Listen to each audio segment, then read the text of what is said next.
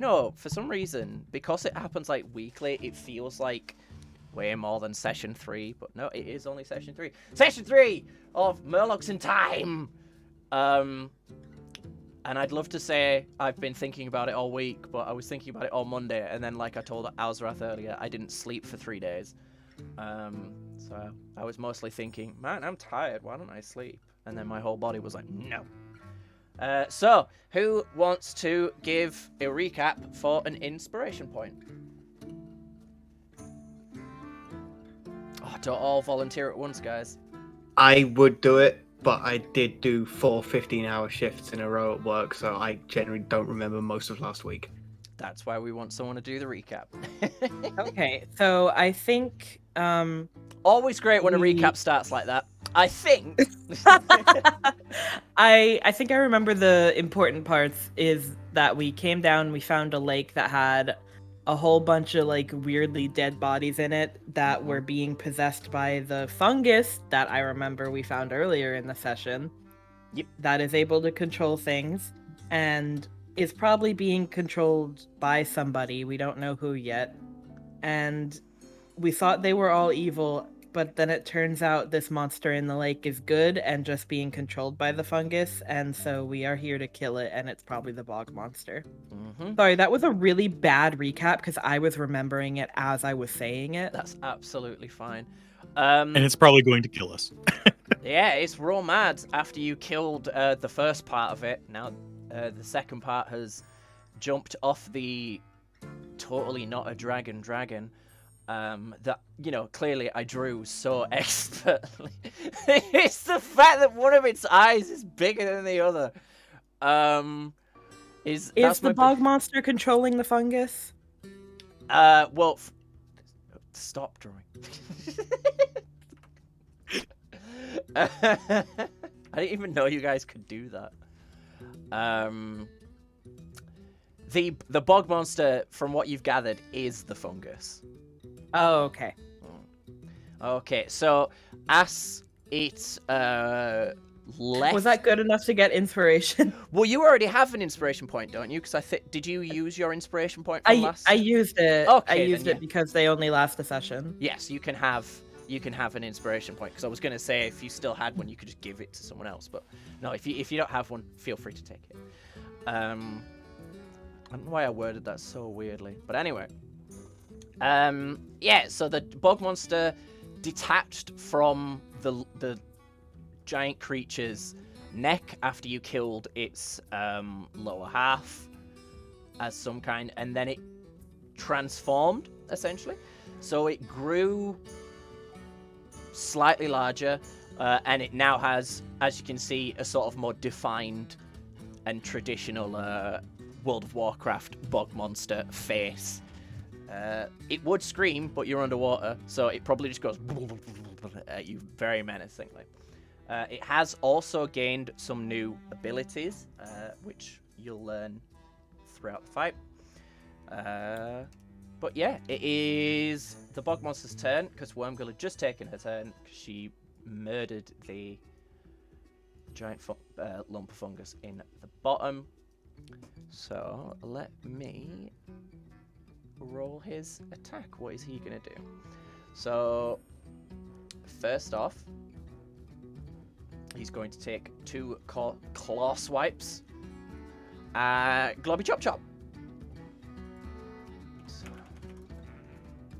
Don't die. Roll. He was gonna take 2 swipes at Globby Chop Chop, and that made somebody leave Discord. Oh, that was me. I was going to unmute myself, but I left instead. I don't want to play anymore. Fuck this! I don't want to die anymore. The tank is being attacked? What is this bullshit? Okay, so that is a 19 and a 19. Do 19s hit Globby Chop Chop? Oh, of course they do not. Yeah, they do. Okay, and slash roll 2d8 plus Oh. 12 exactly enough damage to knock To get Globby me out. down. Ooh. Ooh, level 1, Great, huh? great start to the session. Because that is max damage, and then almost minimum damage, but then that +2 was just enough to bring a Globby down. And then, let's see. Let me get the ruler. Hello, body. I thought you were taken to Granddad's. Oh, okay. Well, apparently you're still here. Surprise dog. Surprise dog.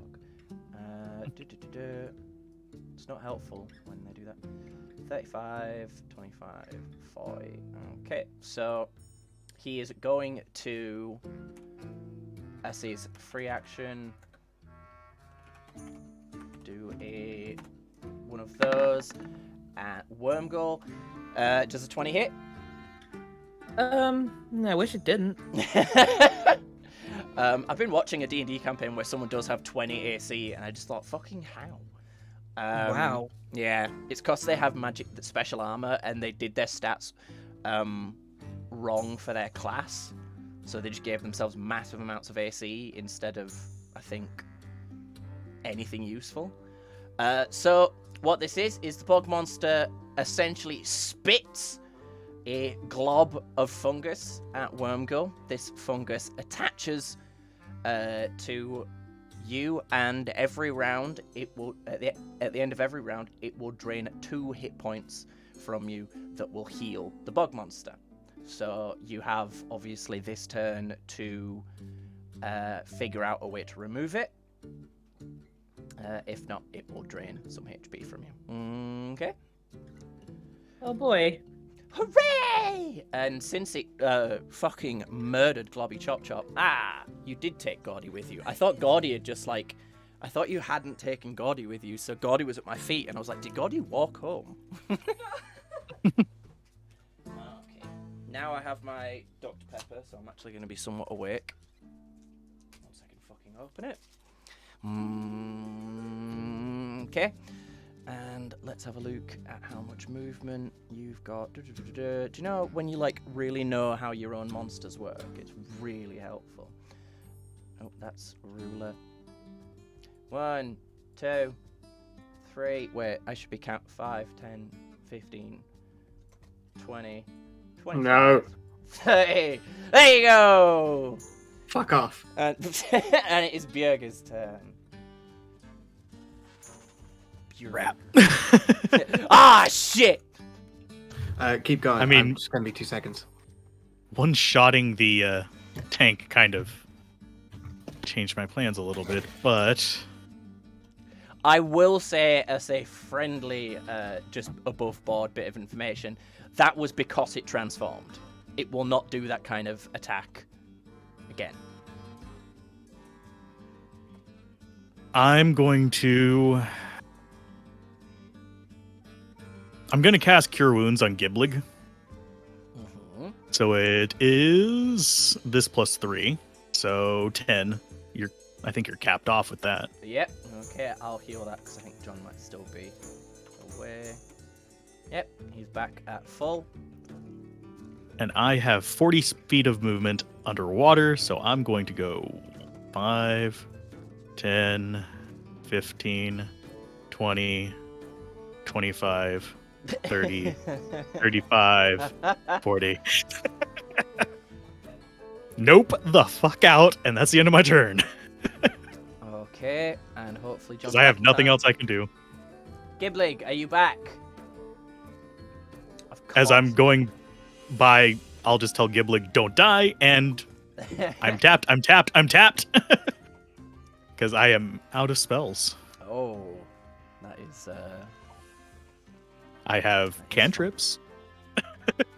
Yeah, do you not have? Is there no There's no healing cantrips. Oh, fun. So Globby is just out for this fight then, unless he rolls a 20. Yep. I can stabilize him, but Mm. I can't bring him up. And it was a choice of either letting Giblig die or... Yeah. No, that's totally fair. I get that. Oh, come on, John. I don't know what he would do in that situation. I think... Globby, please don't just completely cool down. There you go. Sorry, what were you saying? I'm back. There, welcome back. It's your turn. Sweet. You were healed by Bjerga for your maximum hit points. So, there you go. Nice. I want to stab it in the face. Remember, you have because I didn't point this Oh, out last yes. session. You I want to have stab it in the face 3 times. You have that, but you also have reach, so you can actually attack things from 1 square away.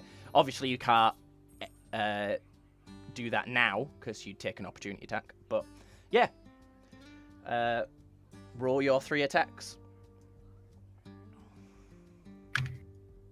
I'm gonna check actually on the Murloc race. Right. I think one of them missed.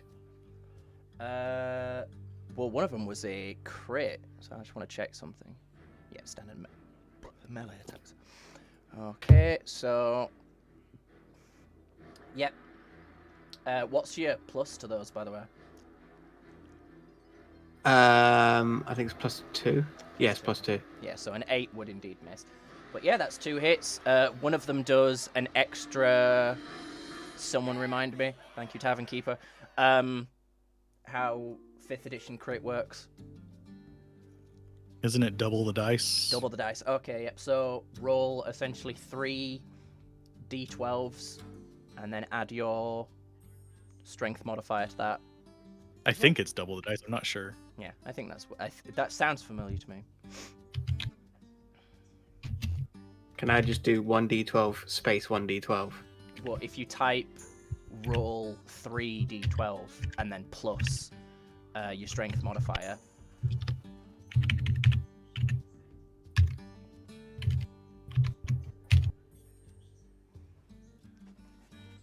Oh. Well, shit. Well, I mean, it's better than nothing. it was better than you'd think in the end. But yeah, it could have been better.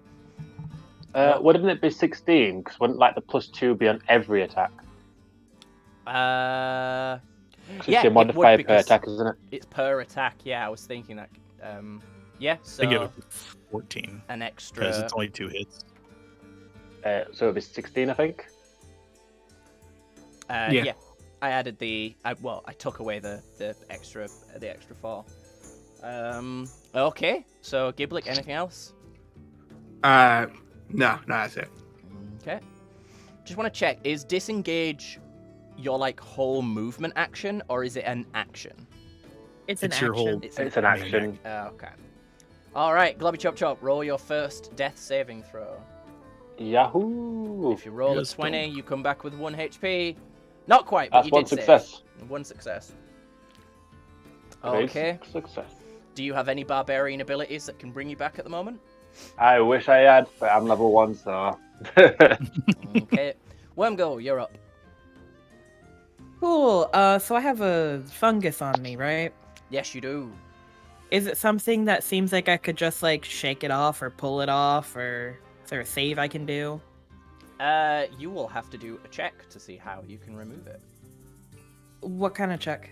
That can be. I always forget all of the skills, which is very stupid. I've been playing these games for years. It'd be an H check, basically. Okay. She doesn't know. She doesn't. Just, I don't know. Leave me alone. Is a check an action? No, that the H check is free. Okay. Well, she doesn't know. So I guess she'll just attack and lose some HP. Okay, attack away. Oh, I figured out how to turn sneak attack into a toggle instead of having to have 2 different versions of all of my attacks. So that's fun. Fantastic.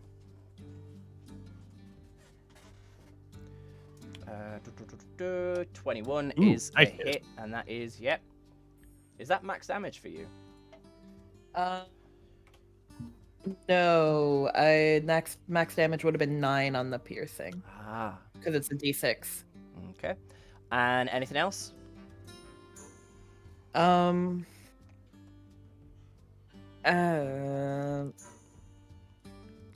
Can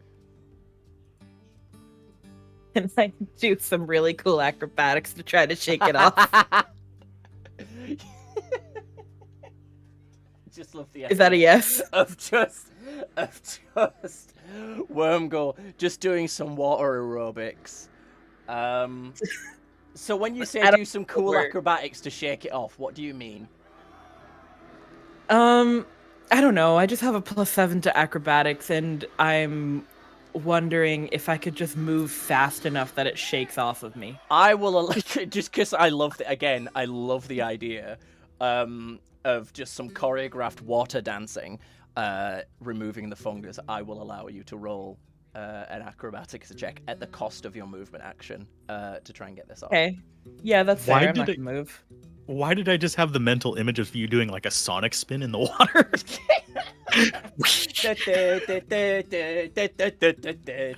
Anyway, yeah, Wormgul fucking sonic spins in the water, and the small blob of fungus is yeeted off and just sinks Oh yeah. ineffectively down into the water. After the encounter, tell me how I was supposed to do that, because I was just looking at my skills and going, That's I was gonna do a medicine check as I went by you to try and get rid of it, but and if that failed, Sacred Flame. Solution no. to everything. And just because this is a what would be considered a boss fight, and I just hate the idea of the start of the session, Elliot just being knocked out for the entire thing. If you roll a high enough stabilize check, I will allow Globby to come back at 1. Ooh. That's very Bjerg, by generous the of way, not. Oh, okay, yeah. Yeah. I will only give that ability to Bjerg on rare occasions, but yeah, again, I just hate the idea of I mean, the it start of does the tie session. to his history, I guess, but Just the start of the session, just. Dead, go away. Alright, so the bog monster is going to attack Giblig. don't die. Always the best advice. 1d20 plus 4. That is an 18. Does an 18 hit Giblig? Yeah. Okay. Don't worry, it cannot do enough damage to one-shot you, but it can do 9 damage. So take 9 damage. Yeah. Meow. would one-shot Wormgul. That would one-shot me too, even if I was at full. Okay. And it is then going to, this time, spit at Bjerg. Plus 13, is that does the 13 hit your AC? That misses. Okay. I have an AC of 15. Nice. Yep, the blob of fungus just sails past you. Bjerg, you're up. Okay, I will swim. 1, that's 5, 10, 15, 20, 25. And is the trying to stabilize him bonus or main action? It's just if you roll a high enough stabilize. So you can But just... would it be my bonus action or my main action? Oh, sorry. It's a bonus action. Bonus action? Okay, I will try to stabilize him. Taking its medicine. Mm-hmm. Oh, come on. So you don't even stabilize him. Yep, so Globby Chop Chop is still down. Is there anything else Bjerg would like to do? Does Bjerg still have his zap for this combat? No, I already used it. I used it on the first half to try and get Giblig out of there. Right, yeah. Right. I guess I'll just actively use Spare the Dying then. Okay, yep. So Spare the Dying, yep, so he is stabilized. At least not taking death saves. Yeah. Okay, Giblig, you're up. Kindly. I'm gonna stab it. Roll away.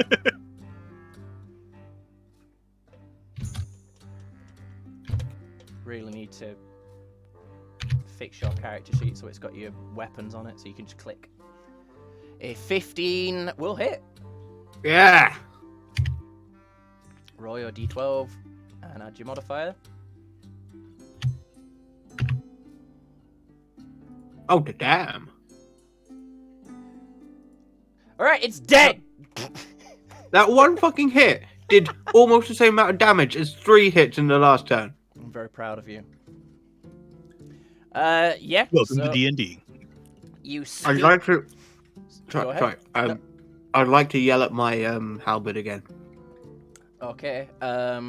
What did I make you roll last time I can't remember. to see if it spoke? Give me an insight check. Insight.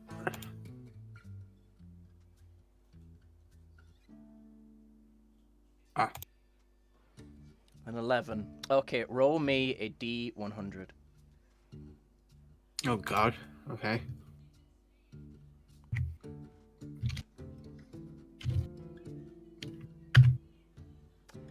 The halberd goes. Okay, moving on. Do we hear this? Oh no, only Giblik hears this. Okay. So you Okay, you spear the bog monster, and as you bring your spear out of it, you essentially remove a glowing green elemental orb, which you can assume is this thing's brain and or heart. And the fungal bog monster dissipates into just a floating blob of muck, leaves, and mushrooms as it all dissipates into the water and either sinks or floats. And yeah, with that, the encounter is over. So well done. Let me just check a couple things. I just wanted to check those things. Right, so split 150 experience between you all. So that is 150 divided by 4. 150 divided by 4 is 37 XP. That seems quite low for a boss fight, doesn't it? Oh well. So yeah, everyone gains 37 XP. The bog monster is dead, and at the moment of its death, the giant creature that it was attached to opens its glowing green eyes and takes Why'd no... you draw him red? Because, I don't know. Give me a sec. Give me a sec. Give me a sec. Can I grab Globby and drag him away from it while it's doing this? There. That would be my natural response. Now they're glowing. And I also need to put them on the map layer. Yeah, you're more than welcome to grab Globby. The creature immediately realizes, shit, I'm underwater, and makes for the surface in a dramatic beating of its wings. And with that, the creature is gone. It bursts forth from the water above you, and you can only assume flies off into the sky. Hey, at least it's not mad at us. Yeah. And you'll also notice that all of the either floating corpses or the creatures that remained under the bog monster's control come to their senses. The ones that are aquatic in nature will just continue to go about their aquatic business. The few humans will either immediately drown or swim for the surface. And then again, any normal animals will also swim for the surface. But yeah, the bog monster is defeated. You have proof of the kill. You can now do as you wish. What do you guys do? Do I see any drowning humans near me? Or that look like they're about to drown? Yes, sure. I will say you see one. I'll holler for Wormgold to grab Globby, and I'll try and save one. Okay, I am now. Because I know Globby can breathe underwater for a little while. Human cannot. Yeah. Give me an athletics check. Oh, this is going to go horribly. Oh, it did not. With a mighty beat of your flippers, you haul the human up to the surface, racing ahead of your party, and essentially yeet them out onto the grass where they vomit up plenty of water and fall unconscious. Well, spare the dying. If they're they're not unconscious. They're not awake enough to. They're not unconscious as in like they're dying. They're just shock and the lingering effects of the fungus. Okay. I'll just stay up on the shore then until they get globby up, or I'll help them get globby up. Okay. Yep. Because I'm the medicine man, I guess. The medicine man. Yeah, you guys bring Globby back up onto the surface. Since it's the end of combat, Globby, you can wake up with 1 health. And, yeah, there you go. What do you guys do? What do you guys say? You guys are sitting on the beach, and you can just see various creatures just emerging from the water and running off into the forest. I'm going to check the unconscious person for stuff. Give me a sleight of hand. This one might actually not be that bad. Unless I roll low. See, that if you call your rolls, it's always going to go poorly. Since they are unconscious, you can manage to find a small coin purse containing, let's say, 5 gold. Yay. Without Shiny. waking them up. Yeah, well, that's the thing. These are gold. These are coins that are of a golden hue. Your awareness of what this actually is up to you. This isn't necessarily the currency of your. Well, I remember your it from the inn a little bit. There you so. go. That's absolutely fine. I need to turn the music a little bit further up, actually. I mean, I wouldn't know their exact value, but Mm-hmm. shiny coin for stuff. But yeah, you can add 5 shiny coin to your inventory. Ooh. All right. So what just happened? We killed the swamp. I think.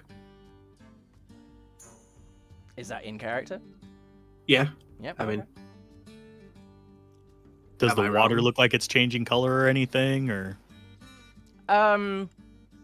Not from what you can see.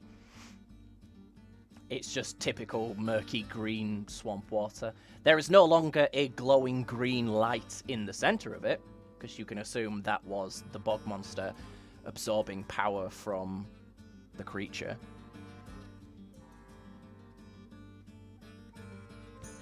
Can I take a look at the glowing green orb that Giblig got a hold of? Does Giblig let him? yeah, sure. Giblig sees no reason not to. Okay, give me an edge check. Nice. Our int scores are terrible. So pretty much any nature or arcana, we're gonna fail. It is very clearly a magic orb. It has a hole in it. Whether does Giblig just still have this on the end of his halberd? You what? Does Giblig still have this on the end of his halberd, and he's just held out the halberd to Bjerga? How was Giblig let him? Right. Okay. There you go. Yeah. So it has the very clear markings of a halberd in it. It thrums with a slight elemental magic, but beyond that is sphere. It's about the size of your head, Bjerga, so slightly larger than a normal Murloc head. That is massive, considering we are mostly head. I just realized, actually, you didn't get the experience for the other creature, so it was actually 50. Yeah, 200 divided by 4 is 50. I can do maths. Yeah, so it was 50 experience. I do apologize, because there was the other creature that you killed while you were down there. Knew I'd done something wrong. That was the more experience. Yeah, so it'd be 13 more. Yeah. We should be at like 225 unless somebody got special experience. Well, one of us is going to be behind because he joined late. Behind. You're all equal experience. I don't do that shit. Oh, Oh, then we're okay. 225. So what's the highest? What's everyone else? 225. 225. Cool. Thank you kindly. And what was first level up? It was 300, wasn't it? 300, yeah. Believe so. Yeah. All right. Yep. So is magic orb with a hole in it? I'm gonna say take a closer look. Sorry. I'd like to take a closer look, Yeah. Give it. considering it's stabbed on the end of mine. Give it a I almost said give it a Murloc check. Give it an itch check. Oh, this is gonna go badly. Murloc check. This is not a Murloc, is what you've discerned from looking at it. Yeah. Oh, Ooh. Well, Natural sorry, 20. I didn't mean to roll twice. I clicked it once and nothing happened. Yeah. So I'll take the 3. Yeah. Is magic orb came from bog monster is dead. Well, I'm gonna tell him. Oh, sorry. Go ahead. that doesn't really help. Was that my phone? Yeah, nothing I can do with that. I already do that. Giblig checks his pocket. He doesn't have a phone. Giblig doesn't also have pockets either. Ah, Giblet can have pockets, right? You guys don't wear clothes. Oh, You'll have like little knapsacks and such, but you guys don't wear unless you've specifically stated it. You don't have clothes. I can't even wear armor at all, so yay. You can wear clothing, but you can't wear anything that gives you an armor score benefit. I was gonna say my race specifically can't be proficient in armor. It sucks. Mm-hmm. Only thing we can do is shields. Yep. But I'm gonna tell everyone, I don't know about you, but I am very tired. I need to rest. But I'm gonna start gathering stuff for a small campfire. Okay, give me a survival check, please. There you go. Yep, so you managed to gather some dry, not swampy wood, and yeah, you can start a campfire wherever you like. Didn't we meet a guy who was just like, go save the creature in the water? Do we have to tell him that we did it? Or do you think he just saw it fly away? He disappeared. The man you met at the coast that you freed from the fungus, he turned into a raven and flew off.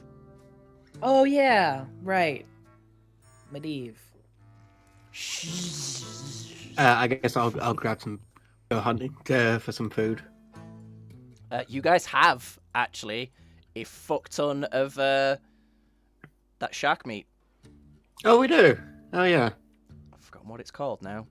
I'll just set up the fire at some place that looks relatively safe and secluded. I'd say with the 21 survival check, you can find a small cave that is that seems relatively safe. And I'll even be nice and drag the human in there with us. Oh, okay. A Zamite flesh. There you go. Yeah, you have. You should have it in your inventory, but it's enough to cook up for 2 days of rations. So if you guys pool your resources, you should be able to make enough for all of you. How much of the Zamite flesh are you going to cook? If you guys want to mention how much you have. I have meaty hide, and I have noted that it is 4 days of rations. So you should have 2. Yeah, meaty hide is 2 days rations. So yeah, 4 days rations. Meaty hide you should have 2 pieces. So 4 days of rations would be 1 day of rations for each person if you wanted to cook that up. Would you guys rather eat flesh or hide? Wait, you're just gonna hide. eat the human? No, you said you had Zamite flesh. Yeah, sorry. Yeah, that's the meaty hide. Oh, okay. That was me being terrible at explaining things. Got it. So how much do we have in total? I have 2 of them. I have 1 chunk. I I've realised I've been fucking around with my item names. So I think Big Meaty Hide in all caps is one of them. I also have some Meanstorb guts. That is And that's something you can sell for 50 gold pieces. okay, I've also got one hunky dead monster flesh. Hunky dead monster? I don't You know. need to start just writing down what I tell you to write down. Because I'm going to Hey, take hunky. that as you have 2 pieces of meaty hide. No, the I've got one bit of dead monster flesh. I just put hunky on it for some reason. Is that not the meaty hide? Yeah, though? what's this dead monster flesh? Well, it wouldn't be the meaty hide because then I just write that I had 2 meaty hide. Yeah, well, okay. This will be a forever Could it be the- mystery. I was gonna say, I think he got one of the currency ones as well. Monster. Yeah, guts. that's the Meanstorb guts. Right. So yeah, two meaty hide is enough to feed you all for the day. I mean, I could give up my one, but we're gonna have to buy rations whenever we get to the next place. Or kill more Yeah, salmon. I have 2 of them, so I could give up 1. So then that's enough for everybody, right? Yeah. If Alzarath gives up 1 and if Bjerga gives up 1 and Wormgul gives up 1, that would be enough for everyone. Yeah. I'll do that. We got food. Okay. Oh. And Yum yum yum. yep, there isn't a cooking skill, so I won't make you roll anything. You guys cook it up. Are you guys taking a long rest or a short rest? I need long rest. Awesome. We can take a long rest. If we found a nice cave, we can sleep in it. Yep. Okay. So, are you guys just taking the long rest, or does anyone want to say anything in RP or anything like that? No, I'm alright. Did you sneeze? Yeah. God, I'm good. Yeah. Trying to think if there's anything I would want to do during a long rest, because I can't hunt or anything while that we're doing that. We actually have to rest. Yeah, you can only do a sustained action for an hour, I think, before you stop it from being a long rest. And Bjerga's not that good that he can just walk out into the woods within an hour to yeet a rock at a deer and kill it. Speaking of rocks, I guess while I'm resting, I'll just look around the cave for little rocks and pick them up. Yeah, sure. You find Just good enough to sling. yeah, a handful of rocks. So, if you're searching for ones that specifically fit for your sling, I'll say you find like 10. Okay. Because they need to be they need to be small enough, but also not too small. I'll just add them to my small slimy rocks from swamp. Yeah. Okay. Anything else? Any other roles anyone wants to take during this long rest? Any rolls? I just think Wormgul is very upset. About? Just having to go out here and fight a big scary thing. She didn't take any damage this entire time, but that's not gonna stop her from being upset about how scary it was. Well, feel free to vent that to the group if you like. Why do we have to keep taking these big jobs? We were here to scout, not to murder. I mean that thing needed to die, but why did we have to do it? Some of us almost died. So we know what the other Murlocs will face when they get here. That is our job, right? No, I mean, scouting is, we look at it, we say it's dangerous, we tell somebody about it. And then we stab it to see what it does. Because if it doesn't fight back, then we can tell people. I mean, in my tribe, I would go first and I would tell the rest of people, hey, that's what's up there. You guys go deal with it. So I'm not really used to having to be the one to deal with it. And I don't like it. Maybe it didn't hit me, but I mean, what if it did? I get that weird fungus on me. What if I turned into one of those dead things? Then we'll cure you. And I'll just hit the campfire with the radiant flame. Ooh. The fire briefly glows white. We did find a shiny thing though, so I think that is good. Wait, do I still have that giant heart thing on the end of my halberd? I should really put that away. That is up to you what Giblig has done with it. I'll put it in my bag. Okay. Is it a hard object or is it seem like it would burn as well? It is roughly the same like hardness as a pearl. Okay. So it is at its size large enough that a halberd could pierce it, but not hard enough. Say that you could burn it. It won't burn. Okay. That's good to know. Mm-hmm. Roughly how far from the swamp area, like where you fought the bog monster, would you say you guys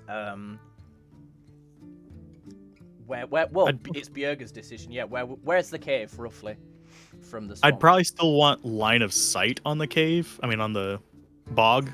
Mm-hmm. But beyond that, as long as I can see the water, I'm fine with as far away as we need to be. Mm-hmm. Okay, over the course I of just the want to be able night. to see it. Yeah, that's fine. Over the course of the night, you eventually stop seeing creatures emerge from the bog.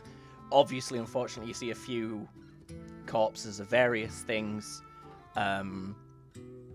float to the surface. Give me, since this is standard for a long rest, can everyone give me a... Actually, I will ask, what is the order of guard shifts? I'll go first. I'm a simple Murloc. I don't really need much sleep. All right, give me a perception check.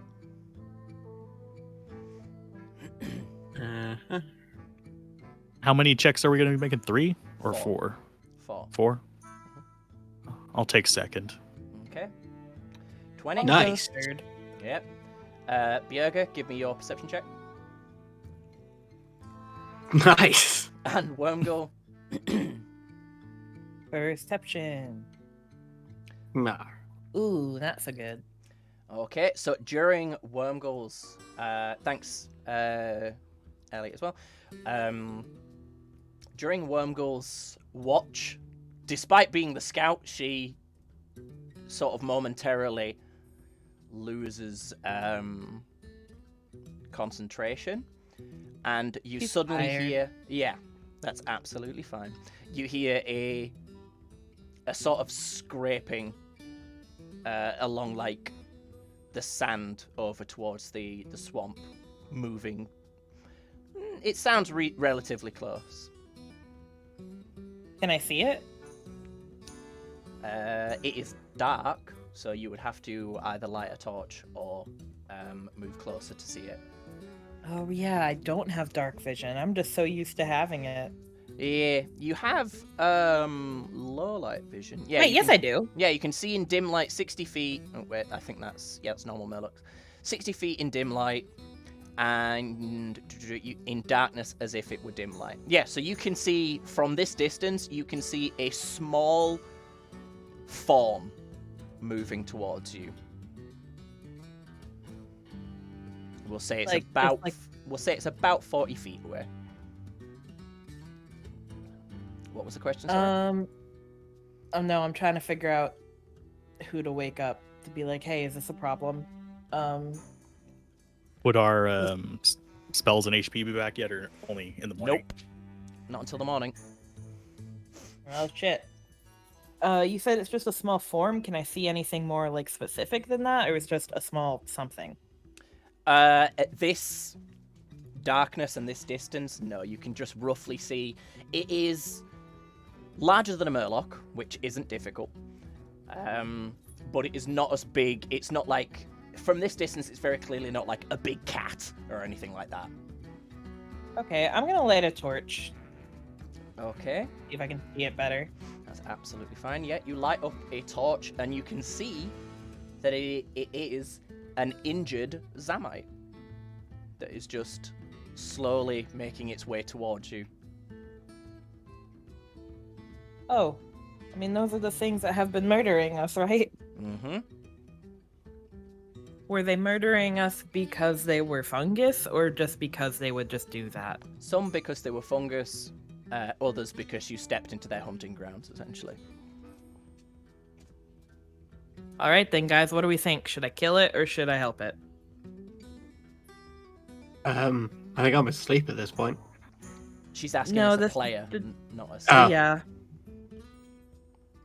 I mean, I'm good with either one. If we're gonna try and help it, I'd probably be the one to wake up. But if you're gonna try and kill it, the other guys would probably be the one to wake up. Yeah, unfortunately, I don't have anything I could do by myself that would help it. It's close enough at this point that if it was going to attack you, it would be moving quicker. This thing is either clearly very injured or very docile. One of the two. If I wake someone up, are they going to get their full rest if they go back to sleep? Nope. I mean, they'll get the full rest if they go back to sleep, but yeah, they won't wake up with full health and spell slots. Oh, well, nobody has any healing spell slots then, huh? No, but I'm a medicine Murloc. Yeah, so. I'll wake up Bjerger then and be like, "Hey, that thing is hurt. Can you help it? It I'll doesn't just look go like down. it doesn't look like it wants to kill us. And if we killed it, we might make some other things mad." Can I look out at it and try and see what I can see about it? Because I do have my nightlight and night vision as well. Mm-hmm. See if I can Trying to perceive work anything this in. special about it. Yeah, it seems to have one of its legs has like a deep gash in it, and then it very clearly has like dregs of swamp goo. So this thing was most likely in the water with you. Okay. This is one that it is unclear how long this thing has been in the water and possibly without food, basically. Oh, I'm not going to feed it itself. That would be horrifying. Are there any... Well, it wouldn't eat plants either. I do not have any kind of meat or anything like that.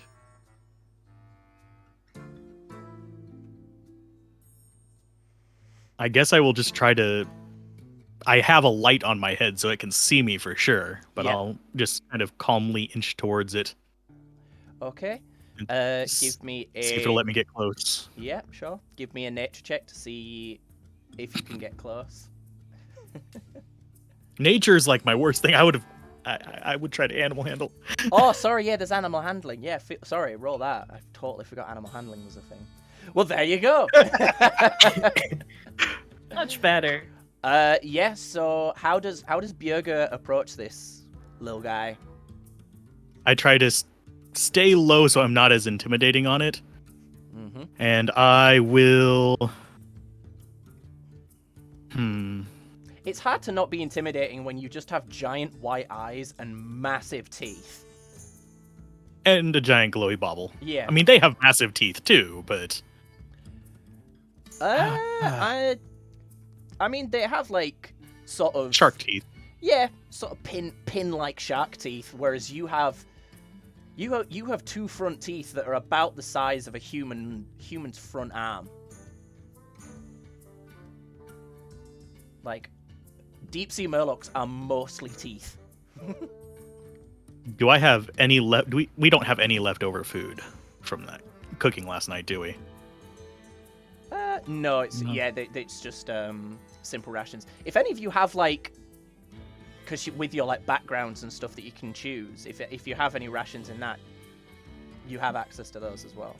Well, I had 10 rations, but I deleted them because I thought we didn't bring them with. No, you would have brought them But- with, unless you deliberately said, "I threw these rations on the ground." Okay, I will break out one of the rations and try to coax it towards me. Yeah, at first it does seem very cautious. It is a lot smaller than the ones you've fought. So this is clearly either younger than a juvenile or just a run. But yeah, at first it is very cautious, but its need for food outweighs anything else. So yeah, it approaches even further. I'll scratch it on the top of the head, very gently, as it's eating. Yeah, so you scratch the... Essentially what these things have is a large crest of armor at the top of their head. Mm-hmm. There is like three... There's like two that go out to the side and then one that goes up to the top. So they don't have like traditional shark fins, basically. Hold on, let me see if I can get a decent picture to show you guys.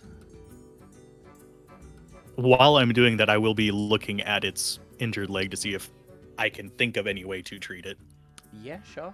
Try and see if I can figure out a medical approach to not killing it. That's absolutely fine.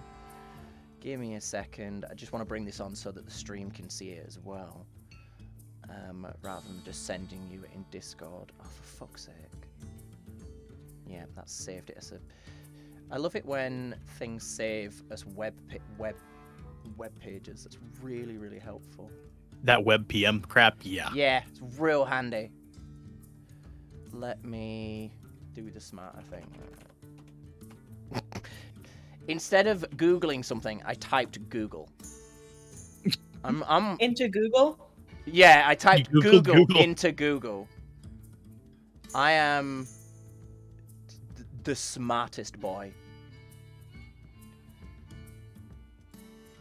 Oh look, more web P.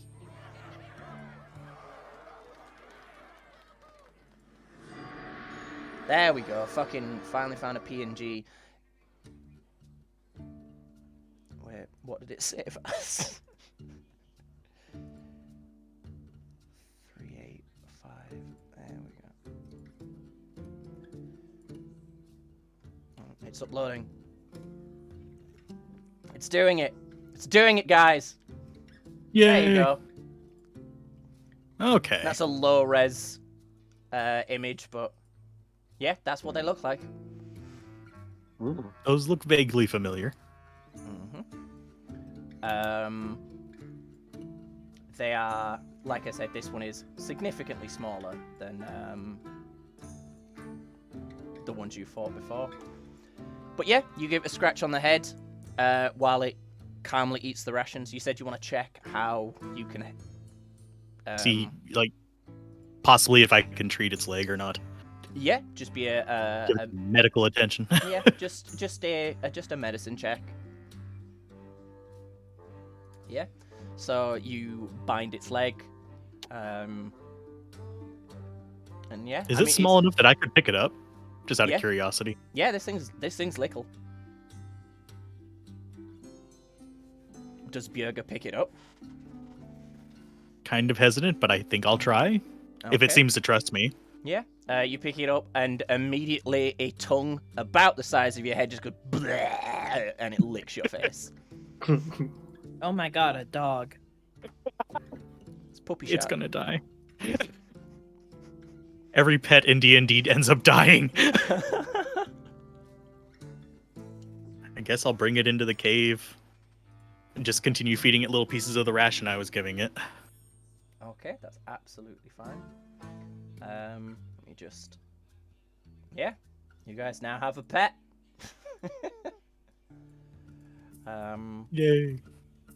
Yeah, it eats, and then obviously as Bjerga goes back to sleep, Globby, as you wake up for your for your turn at the at watch, you see curled up next to Bjerga is one of those things, just snoozing. I'll next to have- him.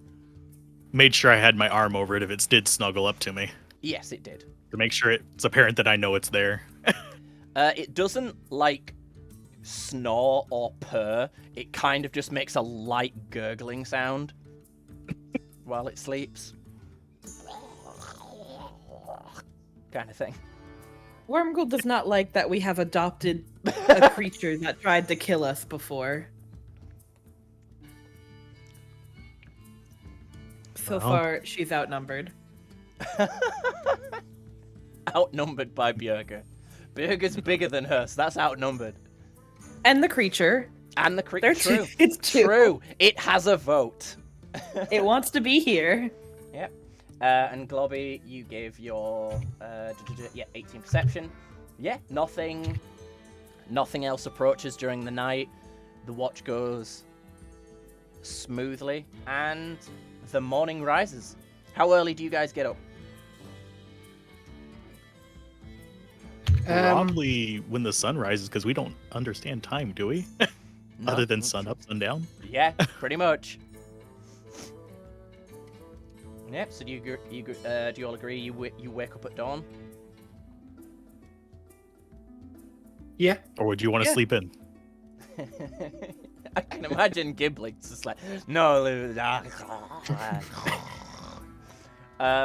Okay, so reset your health to max, reset your spell slots, and anything else you need to reset during the day. But it is the morning. Giblig, you wake up to a tiny Zamite just sniffing your face. Okay. Push it away from me, I guess. No. It well, whimpers. It whimpers and prances over to Bjerga. I'll pat it on the head. It's not mean. It's not mean. It's hurt. Are you talking about Giblig to it, or about it to Giblig? It to Giblig. No, okay. That's good. I know Giblig's mean. Don't worry, man. That guy's a dick.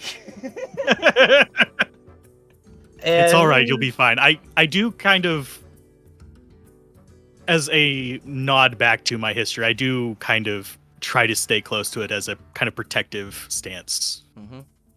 What was Bjerga's old job, you said? Oh, I'm a medicine man, Medicine, but yeah. kind of I was studying to be a shaman, and there is something I haven't revealed to the group that has my history in it. So I'm kind of protective of the young critter. Yeah, it stays pretty much right by your side the whole time. It will occasionally venture over to either the remnants of the fire or the other members of the group and just give them a big old sniff. What it sounds like. Why does its nose sound like that? It just gives everything the biggest sniff. That's what it commits to sniffing. Okay, what do you guys do? It is morning time. We should probably head back to the village. I say while they're deciding, I'm gonna manage my spells. No problem. All right, Giblig, Wormgle, and Globby, what do you guys want to do? I mean, we finished what we were doing here, so time to go back. Yeah. I'm down to go back. Early in the morning, I am gonna do a ritual cast of detect poison and disease and stuff like that. The thing I use to detect the fungus. On whom? It's an AOE. All right, okay. It's a ritual.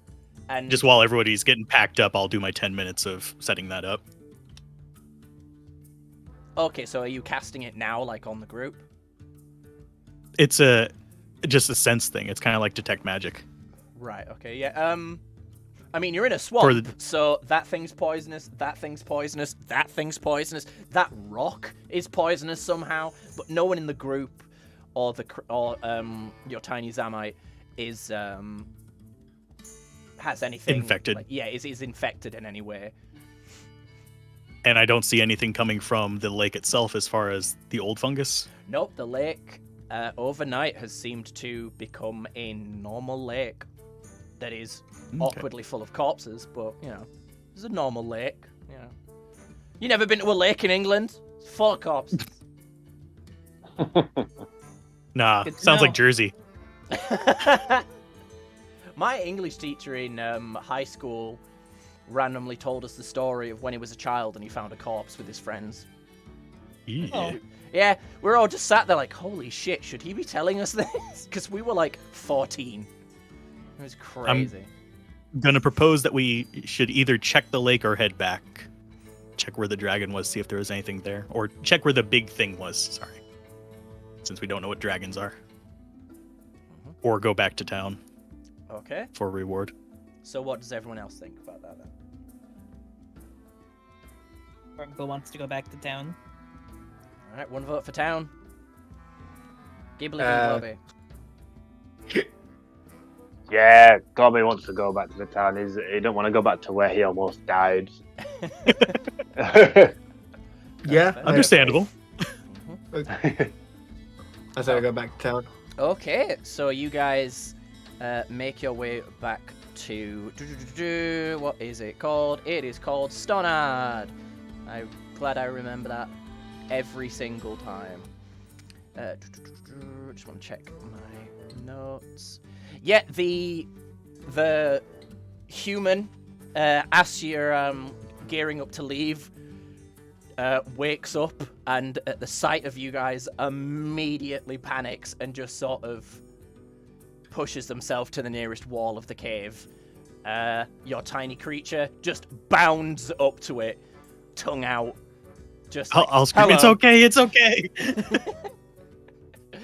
Does it try to lick the human or does it try to bite the human? It just kind of like expectantly moves up to the curled form of the human and just, again, because it's not a dog, it just goes because it can't bark. I'll walk over and ask the human, are you okay? What? I know that's a stupid question considering they're scared shitless, but Yeah. What happened? Who are you? Where am I? are you? I'll just keep repeating, are you okay? He like takes a breath and then essentially pats himself down. Yeah, I'm fine. Last I remember, I was hunting in the swamp, and then all I remember is darkness and water. What happened? I will try to think what I would say to that. You were infected by a swamp monster. Or would I say the swamp monster? I'd probably say the swamp monster. Okay. Does he respond to that like he would know, or does he respond to like, what the hell is a swamp monster? Yeah, he just stares at you for a moment. And goes, the bog creature that's been kidnapping people? Yes, we saved you. Your mayor asked us to come. To find me? No, the bog monster. You just were here. He's a little dejected by that. He's like, oh man, everyone thought I was dead. You were drowning. Yeah, he just kind of, thank you. Who are you? What the fuck are you, though? Yeah, he's like, who are you? What are you? I am Gibbling. Murloc? Björger. Does everyone introduce themselves? Yeah. Does anyone say Murloc, or you all just like Gibbling, Björger, Wungle, Dobby? I'll point at at- Murloc. Yeah. Yeah, I probably would have said Björger, and I would have probably pointed at the little one and said Snaggle. Okay, he has a name now. Snaggle. How is We don't know Snaggle what they're spelled? called. Just Snaggle, I guess. Yep. Snaggle. Like- Oh, sorry, I need to make that visible to everyone. Why is that a setting? That is the dumbest setting ever. There you go. Can you guys see it now? Yes. Yeah. Yeah, he looks at Snaggle and is like, why do you have one of those with you? They're friendly if you're nice, and I'll scratch it on the head.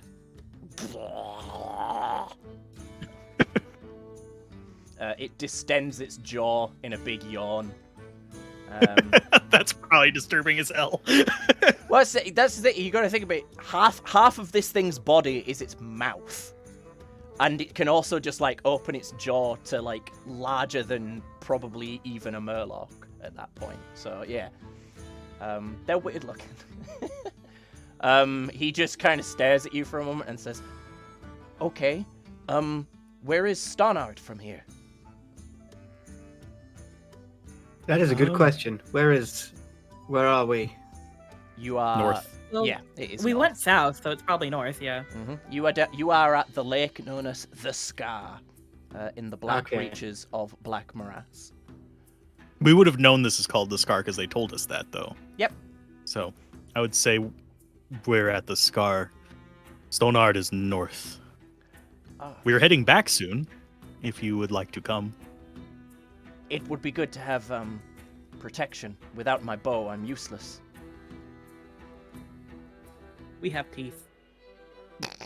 Ormgirl doesn't say that. I'm just thinking that we don't need weapons. I love that. It's just like, we have teeth.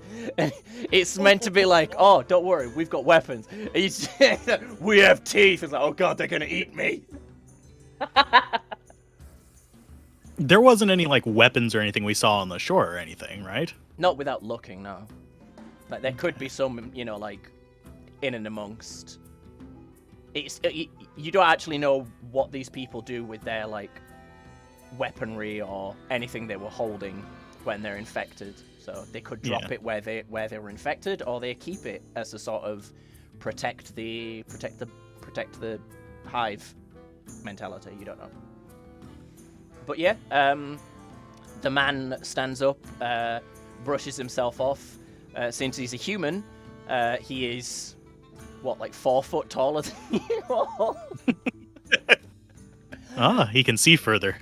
Yeah, it's like a Tall grass.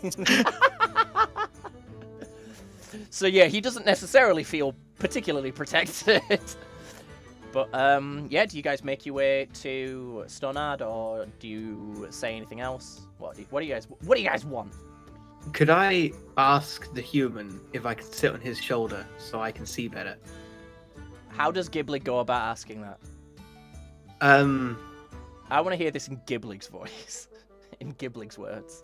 I don't know how to do a Murloc voice. Oh, don't worry about doing a voice. Just In his words.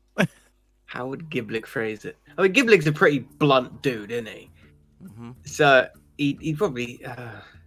Murlocs also don't As blunt technically as my have mace. shoulders, so you might not have a word for it. Oh, that's a good point. Like your You arms have kind a of just perch on disappear. you. Giblig can be your weapon. Just You swinging have a- Giblig with them. You have a lookout perch on you. Can I be there? Can Giblig use your neck shelf to sit? To say, the man he stares at you for a while and then just says, "Neck shelf." I take that as an invitation as a yes. Do I have to roll like acrobatics or anything? No, you can just climb onto him, and he just kind of, once you get to his shoulder, just kind of, oh, neck shelf. It's a neck shelf. Mm-hmm. Yeah, you are, what, about 6 foot up in the air now? And sat on a man's Piggybacking? shoulder. Yeah. Yeah, Do so I I want actually to... get any benefit to line of sight with it? Yeah, you can see further and above objects that you could not previously. See, you guys are about 3 foot tall, did I say? I think I said something like that. Yeah, I think more or less. Yeah, you're bigger than a normal Murloc, but yeah, 2 to 3 foot tall. Lou. Just for Sweet. reference, that's John's dog. He's not just randomly saying names. He's being a little bitch at the moment. I mean, it's Lou. He's always a little bitch. Yeah, you are. That's Matt his called thing. you a bitch, Lou. How do you feel? Okay, so Giblig has climbed on a man's shoulder, and you guys are making your way back to Stonard. You guys are unaccosted on the way. The Snaggle's sticking with us. Yeah, Snaggle follows. Snaggle follows Bjerga, to be specific, I suppose. Yeah, the animals of the swamp seem less dense. Like there seems to be less creatures now, so you don't feel like you're being watched quite as much, I suppose would be the way to put it. Yeah, you guys pass the portal island as well on your way. It is now more corally and more ocean. Has my little figure thingy gotten moved? Yes, it has been consumed. The coral Just completely has now, gone. Yep, the coral has now almost taken over the entire island. This island, it's not a big island. It's like, let's say, 40 meters, like north to south, and 60 meters east to west. And Does the human react to it? He looks at it in a sort of confused manner, but he doesn't seem to say anything. It's the swamp. Weird shit happens. But beyond checking Gotta love weird little, shit. yeah, beyond checking your little model, do you guys do anything or say anything? Oh, I was meant to get the sea a birthday present. I remember saying that. Mm-hmm. The sea's birthday. He's growing. It is his birthday soon. All right. How do you provide the sea a birthday present? I still have a chunk of the mind control fungus on me. Mm-hmm. But that seems unwise. Just to note as well, the large rectile of like sand that clearly is like where the portal was has now turned to like quite fine sand. So it's like beach sand now. So it's like nice and white and pretty. Ah, son of a beach. Son of a beach. I'll give it a sharp fang. Throw that into the water on the way past because I got a couple spare. Okay. Yeah. So you toss a sharp fang into the nearby river water, and carry on. Does anyone else do anything else, or do you guys keep on to Stonard? Bobby's gonna walk beside the beastie and just admire it, just wondering why it's actually following us. It's like, yeah, interesting creature. It looks at you and goes, "Blah," as in, And it does it distends its jaw and just like shows its massive tongue. And Globby like admire it, like, oh, and he'll do the same, even though it's like significantly smaller. Like, I mean, you're a Murloc, so you can probably, because you guys aren't like, you're like scales and quite rubbery, so you could probably open your mouth quite wide as well. but he'll try his best to do as wide as he can and just like, I can do too. Snaggle seems to take this as a competition and just opens his mouth even wider. You win today, but I get you next time. Snaggle takes this as a victory. And he just taps him on the head and just walks side by side by him. Okay. Alright, anything else? Nothing I can think of to do there. Okie dokie. So you guys head on up to Stonard.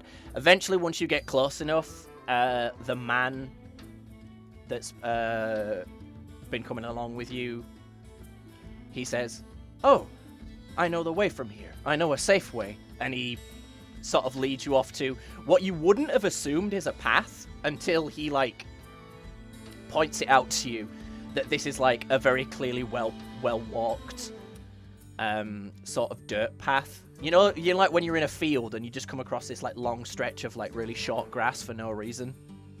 Yeah. It's kind of that thing, but the swamp equivalent. And yeah, he walks you back up to Stonard.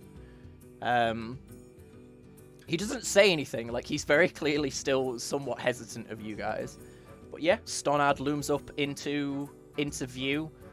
It is early morning, so there's a couple like traders that are gearing up the horses you planned to steal, and either setting off on the one major road out of Stonard, or trying to get a last minute sale out of any of the townspeople. But yeah. Do I Sorry, smell anything that smells good that they're trying to sell?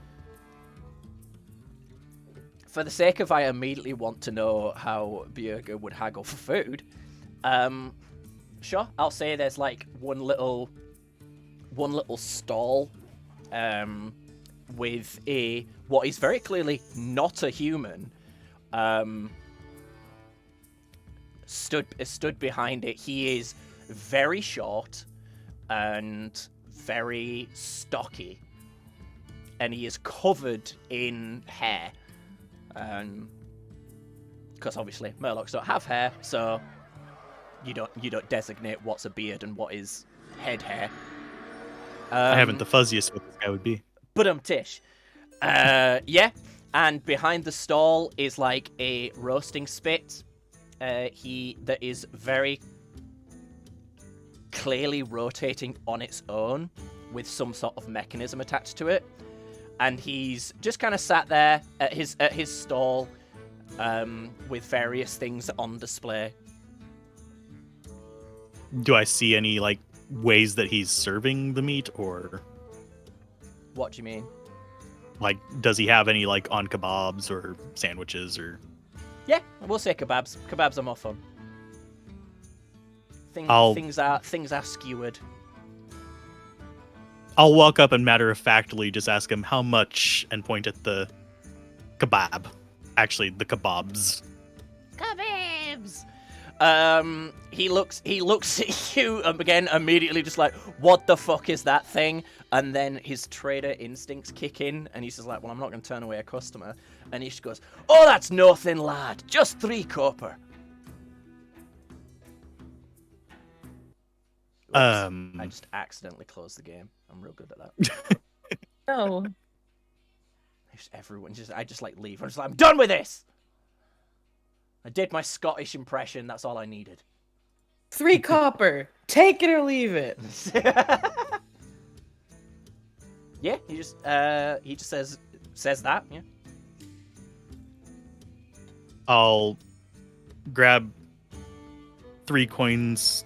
I only have gold coins. I don't have any copper coins. I'll grab 3 coins out of my pocket and say, how many for this? And put the 3 on the counter. Oh my god, that's so many. Yeah, he looks a little taken aback at first and he goes, well, that lad'll take my whole supply. I can't sell you at all, but I'll give you a gold's worth if you really want it. Okay. And I will take a gold's worth of them. Yeah, So okay. I lose 1 gold. So, fucking hell. So I need to... So 100 gold. 1 gold is 1,000 copper. Oh my god. 1,000 divided by 3 is 333 kebabs. So we're doing this in WoW gold, not D&D gold. Yeah, Okay. Oh, because it's 100 gold is 100 copper is it's 1,000 copper, isn't it, for a silver in D&D? I thought it was in hundreds. Yeah, so 100 gold, 100 copper is 1 silver.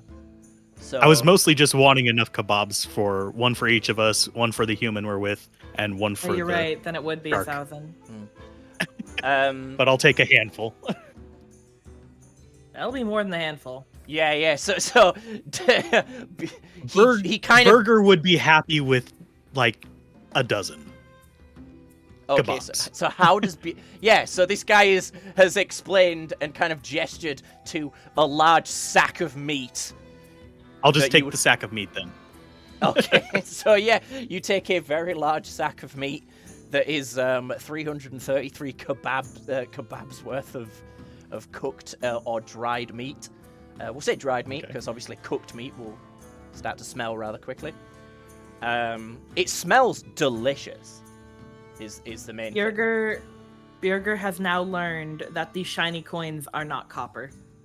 Exactly. Mm-hmm. Birger has learned that shiny coin worth a lot to humans. And human likes. Mm-hmm. And if one of them is 3 copper, this must be much more than whatever a copper is. Yes. Yeah, Snaggle is immediately sniffing at the back. So what should I put on my inventory for that one? Dried meat. 333 pieces of chopped meat. You might as well put it down as 333 rations. We got food forever. We got food for days and then some. Thank you, Tavern Keeper. 333. Mathing in my head. Okay. It's a good thing I will rations are give- light as well. Yeah. So I will give 1 to Snaggle, of course. 1 little piece. And I'll walk back to the group and give 1 to each of them and 1 to the human. Fun fact, that's actually Matt's normal eating noise. Yeah, that is exactly Human. the sound. It's very embarrassing at restaurants. Mm-hmm. Yep. And you know, But I will when I spank hand the some to each waiter's of you, too. ass as well, I'm just like, more meat, boy! Smack! Sir, this is a McDonald's. More meat, boy! but I will give each of them a piece of the meat, and I will look at them and hold a coin in the other hand and say, "These worth a lot." Like a surprised look on my scaly face. Small coin worth many meat. Yes, pretty much. The human Do gladly you guys takes... take the meat? Oh yeah, the human takes it. I'll take it and I'll eat it while holding it with my the very tips of my fingers, like it's Ooh, you how know, delicate. how you'd pick up like a dead mouse that your cat's caught by the tail, just with the very tips of your fingers, and take it outside. I'd pick it up like that and eat it. Why is Giblik so terrified of dried meat? Well, I haven't had the greatest experience with eating things I didn't recognize in recent Tripping days. balls. So I'd like to think he does learn eventually. Mm. Well, it smells don't you- delicious. And sorry, how Wormgo, you were saying something? Wormgo's gonna ask the human if he can teach us about these coins. Sure. Any well, since you brought me back, what do you mean teach? Well, he said 3 coins was for 1, but Birger gave him 1 coin and got a lot. Oh, that's because he said 3 copper. Those are gold. There's a difference. So, a gold is a lot of copper? Well, the way it works is that 100 copper is worth 1 silver, and 10 silver is worth 1 gold. Okay, complicated. Why not just, I say, here, I found this thing while hunting. What do you have? And then you trade. Oh, well, if you wanted to barter, people are willing, but since the Alliance has decided to make a gold standard, it just makes trading easier. That if you have, instead of saying, I will give you 1 of this for 1 of that, you can say it is worth this much, and then you either know you have enough, or you know you don't have enough. Huh. That's just not how we did things. It's different. How did you do things where you come from? Kind of like what I said. If we went hunting and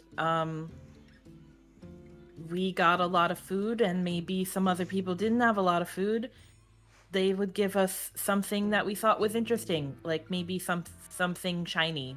So I guess it is the same. Murlocs do not have a very complicated economic system. Does Giblik say that? Yes.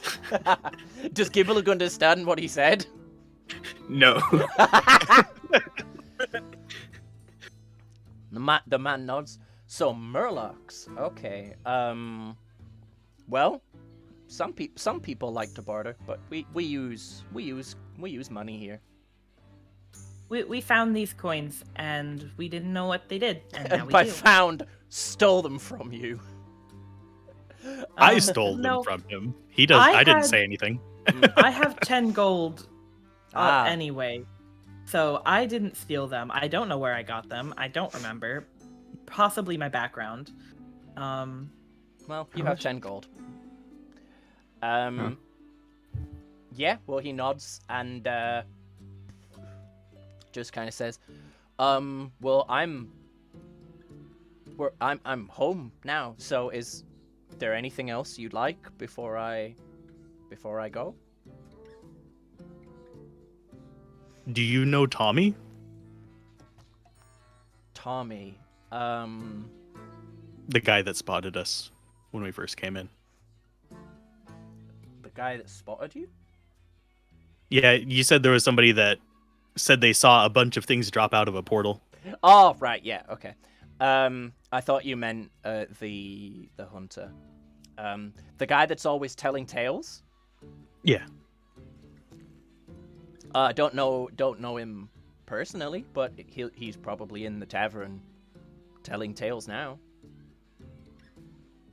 What was the name of the guy that like took us into town? That wasn't Tommy. Nat Pagel. Not Pagel, right? And Tommy's just somebody else that we've heard of. Nat Pagel told you about Tommy, because Tommy Wait, is doesn't Tommy owe him money? Yes, Tommy owes him money, and Tommy just spends most of his time like talking shit in the tavern.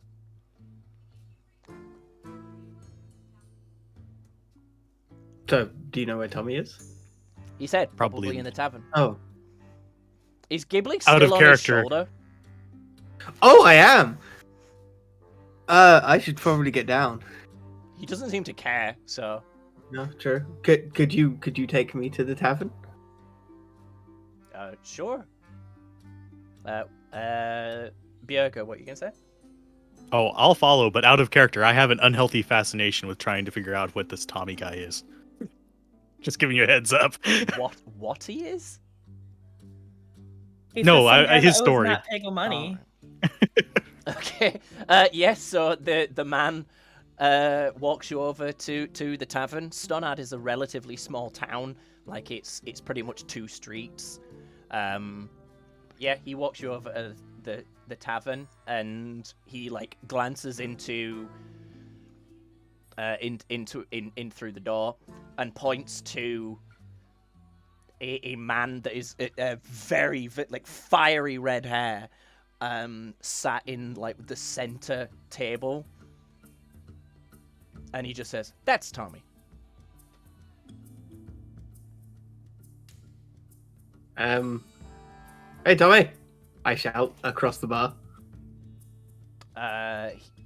He glances over, and then at first just says, "Hey," and then looks back and just goes, "It's them! I wasn't crazy! They're real!"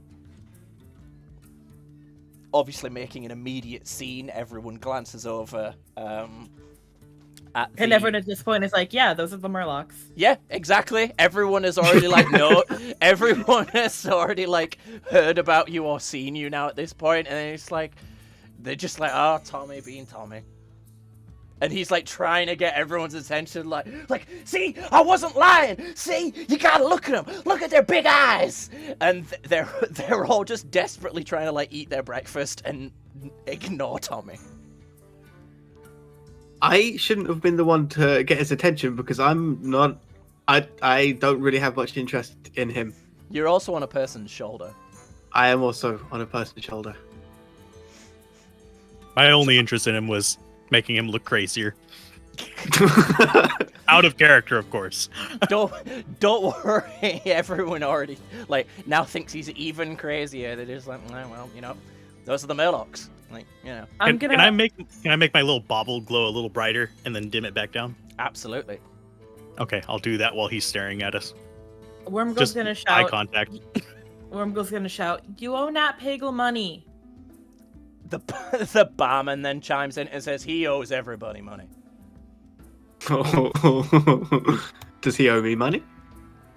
Just the barman looks at Gibbling and goes, I don't know, maybe.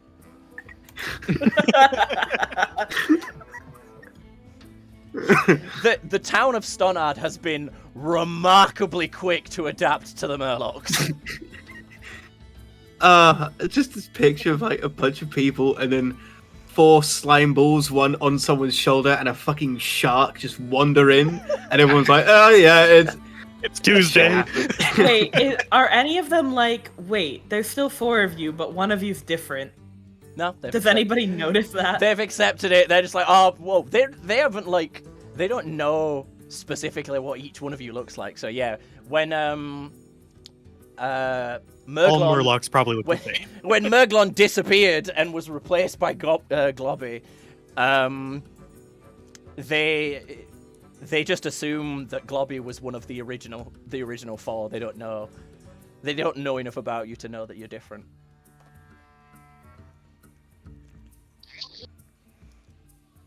What was that? Maybe not Who's Bagel. Tommy? Sorry, what was that, Globby? You're just asking who Tommy was, because yeah, he wouldn't know who he is.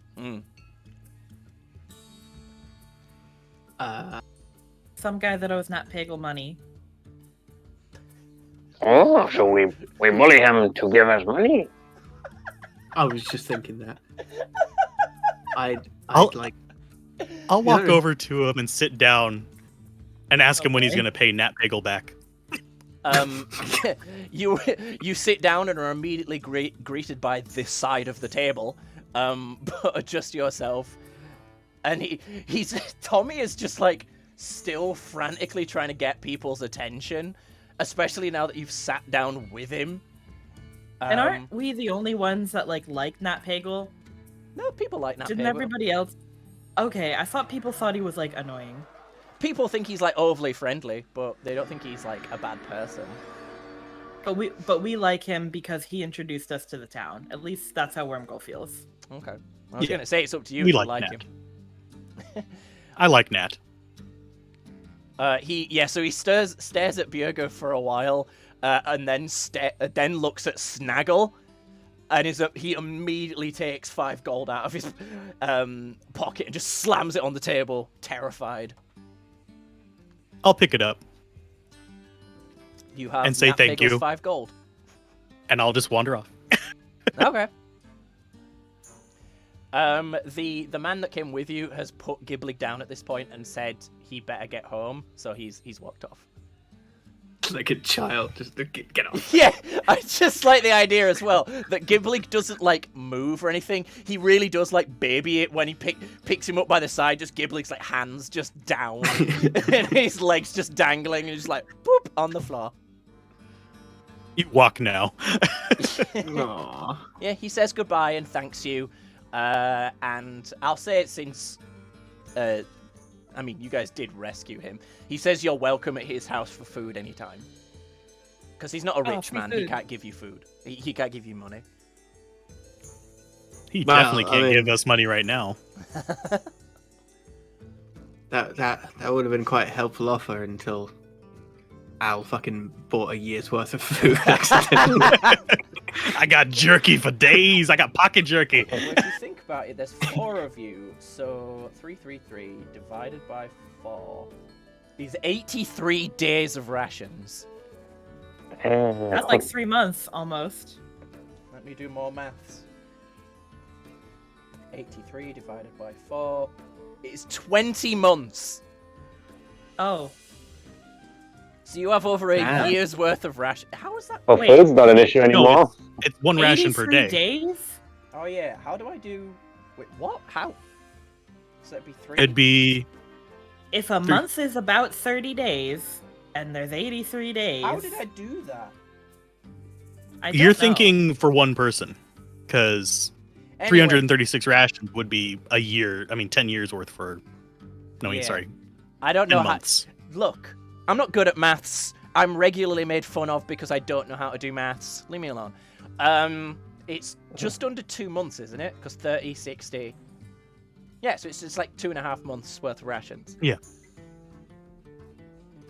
Yeah, we've got a while on this. That's what I said. I said almost 3 months. Yeah, look, again, look, I'm not smart, okay? Leave me alone. I just run campaigns about weird Murlocs. Did we Fair see enough. Nat Pagel on the dock whenever we were coming in, or no? He's on the he fishes on the northern side of town. Okay, so we wouldn't have seen him. Okay. No. You can go looking for him. I think we should go to the mayor with our evidence first. Before the evidence dies. Yes. Okay, is everyone in agreement that you're gonna go turn in your quest at the mayor? Yep. Yeah, okay. You guys enter the like slightly nicer like town hall. The mayor is relatively surprised to see you guys alive. But Did we catch that other guy's name or no? Nope. Okay. You never asked. You caught his money though. Yeah, he looks at you and he's just like, my, welcome back. And I see you're one stronger too. And he points at Snaggle. I'll scratch Snaggle's head. I don't have the thing. Who has the thing? Oh, I've got the thing. All picked- in character. Yep. I don't have the thing. I look around. Who has the thing? I have the thing. I get the thing out of my bag. The appropriate thing, not just a random thing. Ah, right. Look at this rock. It's shiny. He adjusts his spectacles, and he goes, my. So you took care of the bog monster. Yes. And we rescued a man. And I'll describe the guy that we rescued. Oh, I heard Jacob had gone missing a couple months ago. It's good to see that he's back. Couple months. That's out of character, but Yep, couple months. Do we know how long a month is? Do Murlocs have the same sense of time? Nope. But we know how long a day is because, you know. Yeah, that's because that kinda doesn't standard. change. Anything beyond a day, however, is We might not know about hours, but we know what days are. Mm-hmm. It is up to you how much how much like if you guys just don't want to know something because it's either more fun or funnier, that's absolutely fine. But yeah, stuff like that is up to you. I mean, we could ask how long a month is. Yeah. Big question mark. A month? What's a month? The mayor looks at you confused for a moment and says, "It's 30 days." Oh, that's a long time. We all thought he'd met some unfortunate accident down in the swamps. Didn't you go and look for him? People go missing in the swamps a lot, unfortunately, and especially hunters. We don't have the capacity to find everyone. We looked for him for a few days, but once he'd been gone over a week, we assumed he was not coming back. I'm gonna ask, since he's described a month, I'm gonna ask him, did a man with, and I'm gonna describe the wizard guy, what he kind of looked like, and his stick, come through around that time? Not that I'm aware of. If sounds like some kind of wizard of some kind. Wizards don't tend to come to places like this unless they want ingredients for their potions and whatnot. Where would we find wizards? Wizards, your best bet would be Dalaran, up towards Lordaeron. I don't know what either of those things are. Right, because I remembered now that he seemed to know things about us, so we want to go, like, find him. Yeah. I'm on board with that. I just forgot that he knew stuff about us. Well, just above board, because I don't want you guys to travel literally hundreds of miles for nothing. And Jay, you'll know this. This particular wizard didn't come from Dalaran. But I do remember he mentioned to us a specific place that he was going back to. Didn't he mention He said Karazhan. Karazhan? Yeah. Would my character remember that? That is up to you. Can I roll? We could Okay. ask if this Dalaran is near Karazhan. Karazhan. No. The Dalaran is far to the north, up towards Lordaeron. Karazhan, however, is in the. Oh, crap. I'm trying to get its name up here.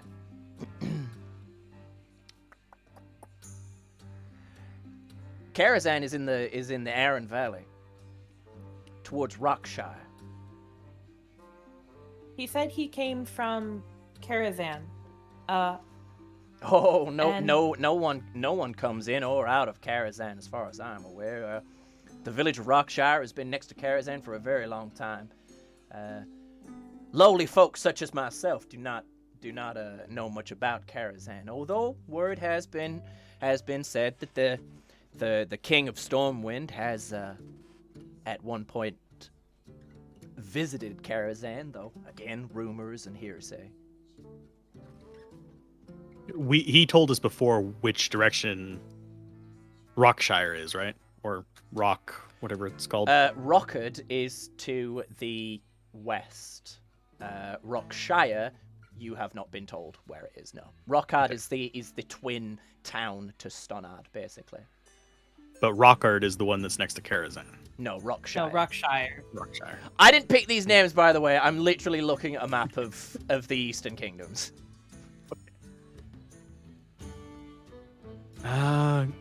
What direction is Rockshire? Since we don't know. Rockshire is to the west.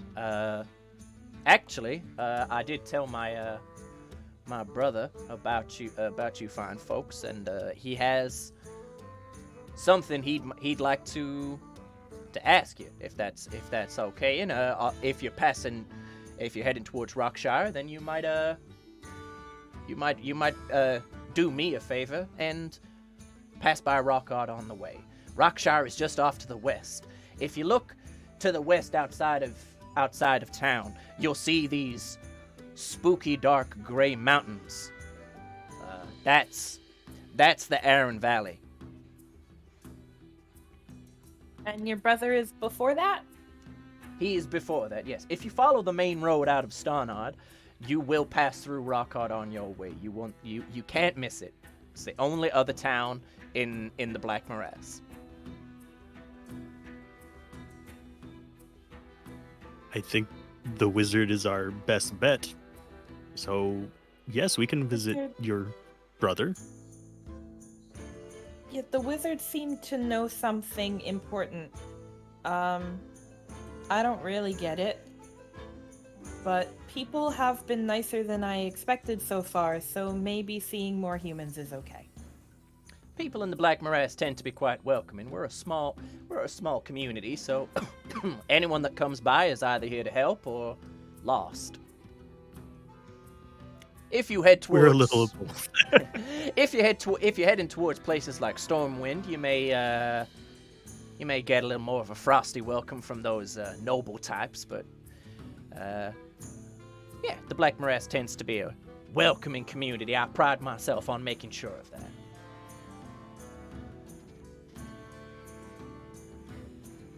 What is your brother's name? The DM needs to find that. He Is just his says brother that in also the mayor of the other one? says that in character, and just the dial-up noise starts going out. Amber! Beep, beep, beep. Give me a second. I did have it written down. I have a big file that is just like characters met so far. Murlocs in time. Fuck! I didn't write it down. Thanks, Tavern Keeper. His name is legendary. It's legendary. I'm sure I wrote it down somewhere. It's just spelled differently. It's legendary. It's Thaston. Baston? Yep. They are both governed by mayoral twins Tharok and Thaston. Tharock, Thaston. Tharok and Thaston. And they are over sister cities, basically. Okay. Towns, but yes.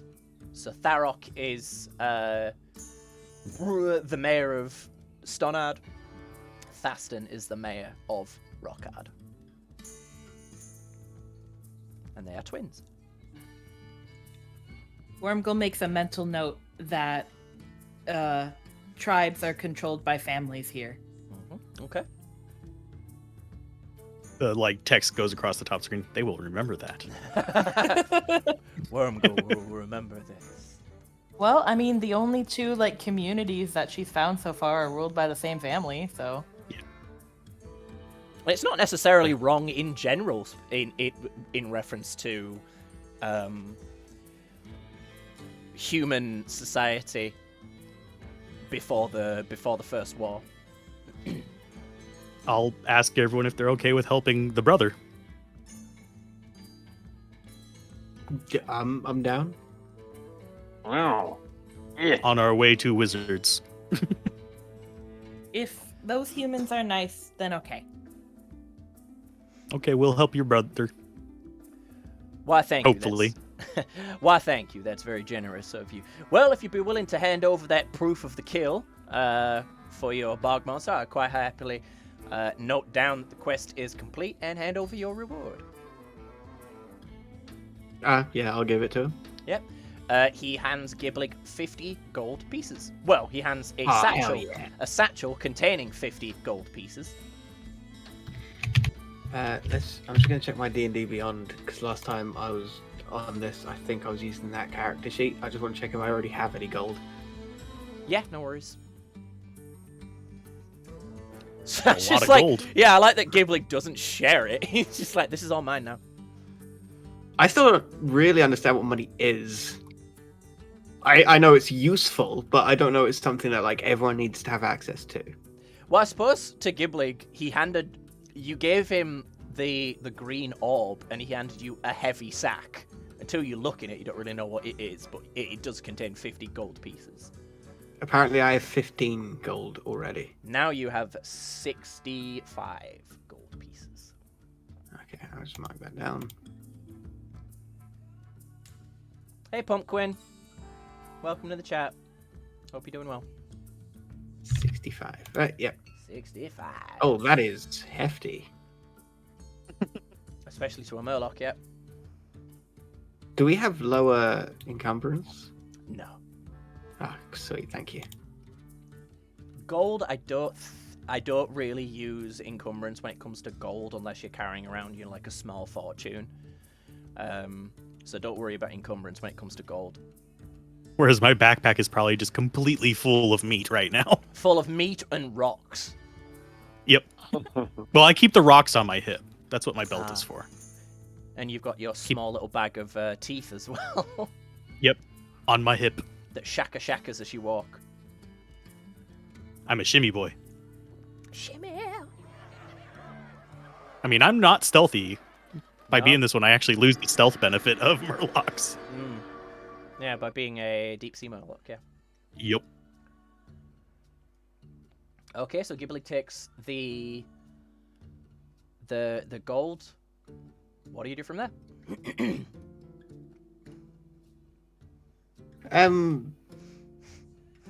I guess we should just sort of prepare to move on with things, Okay. Yep. So We have food. Yep. Are you guys heading out immediately?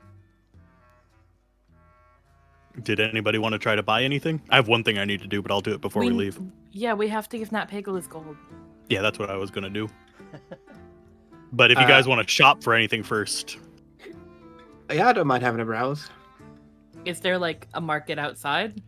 Yeah, so 'Cause otherwise- the traders that aren't moving on, there's like a couple stalls where you can tell me what you're looking for, and I can tell you if it's there. Pretty much. Because I'm not going to just 'cause I list feel every like- single item on the Yeah. stall just in hopes that you're like, oh, that sounds nice. I feel like we wouldn't think of going shopping unless we specifically saw it happening. That's fair. Well, I mean, we'd probably see people buying and rattling about over there. Do I see any axes or anything? Yeah. Anything that would looks like it'd be better than my like metal plate strapped to a stick of a mace? Yeah, there is again another one of these very short and stocky, hairy people, selling various weapons, with a sign above his stall that is in a language you cannot understand. Because you guys can speak common, you can't read it.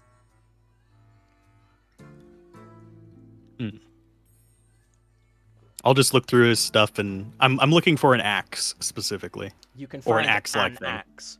If you wanted to buy a magic axe of any kind, you would have to fork out like real money.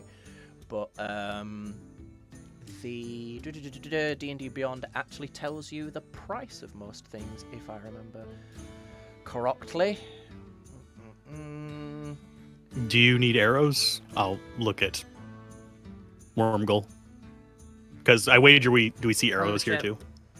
I Yeah. forgot to be counting arrows. I don't even know how many I started with. I started with 20, and I don't know how many I shot. I think you've shot like 6 or 7.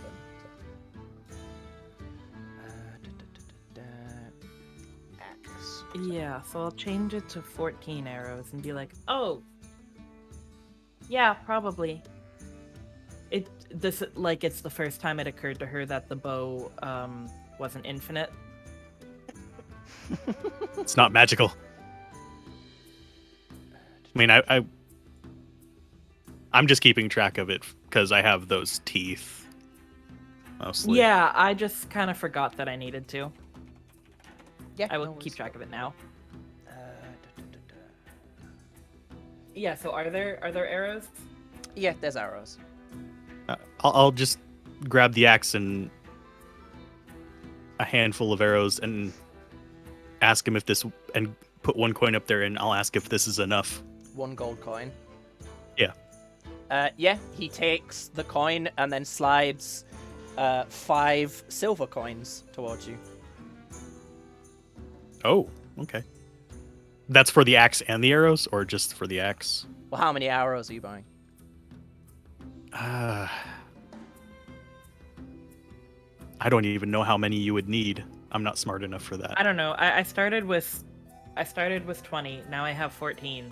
So like, Does And Worm, would does probably Wormgoal last have a a while. quiver, or does Wormgoal just like have a bag that she keeps arrows in? don't know. Let me see. I don't know if the rogue thing mentions you. I think it says a quiver full of arrows. Yeah, that's fine. I don't mind if it's not gonna be so game breaking if you already have a quiver. So I don't mind if you just say you're okay with having a quiver already. I just want to check. I mean, I assume it would give you a quiver, but it would be kind of funnier if Yeah. I didn't. Here's just a bag of arrows. Here's a bag of pointy sticks. It'd be like 20 arrows or something like that, just as much as I could like fit between my hands and put up there, Yeah, that's which would be absolutely about fine. 20. So yeah, that's So I 30 still get axe 5. and 5 silver in return. Yeah. Okay. I will mark that down. And I will give Wormgoal the arrows. Thank you. And I Now will she has take more my arrows. axe. Do they have any? Sorry. No, go for it. Do they have any nice pointy sticks? They do have nice pointy sticks of various kinds. Nice. What is Gibblig looking for? I'm looking for like a halberd that's more wieldy because I'm using a regular halberd, but I'm like 3 foot tall. So I'm probably actually just looking for a short spear, short halberd, but it would be a regular sized one for me. Well, the person looks at you and then just kind of, again, initially is like, what the fuck is that? And then just says, well, what are you looking for? This, but shorter and nicer. Nicer? Well, I don't necessarily have shorter, but I do have nicer that I could whittle down for you if you like. Yes, my good chum. That would be good. I've started picking up the local lingo, you see. Okay. Sorry, that really got me. Yes, indeed. Indubitably. Murlocs are intelligent now. Indeed. Yes. Yeah, he picks up a halberd and says, "Well, for you, I'll do this for 3 silver." Thank you, my good man. Just get out my money bag, just pour all of the gold on and start sorting it out. He is very confused at first, but he again picks up a gold coin and hands you 7 silver coins in return. He then walks over to his little makeshift forge and essentially just pulls out a machete of a kind and lops off a significant portion of the bottom of the halberd and hands it to you. Okay, I'll take the opportunity to add this to my character sheet now. Mm-hmm. Right. So, oh god. Does it have any +1s on it? Nope. But Okay, you do have some of your sharp fangs that you can give it a +1 with.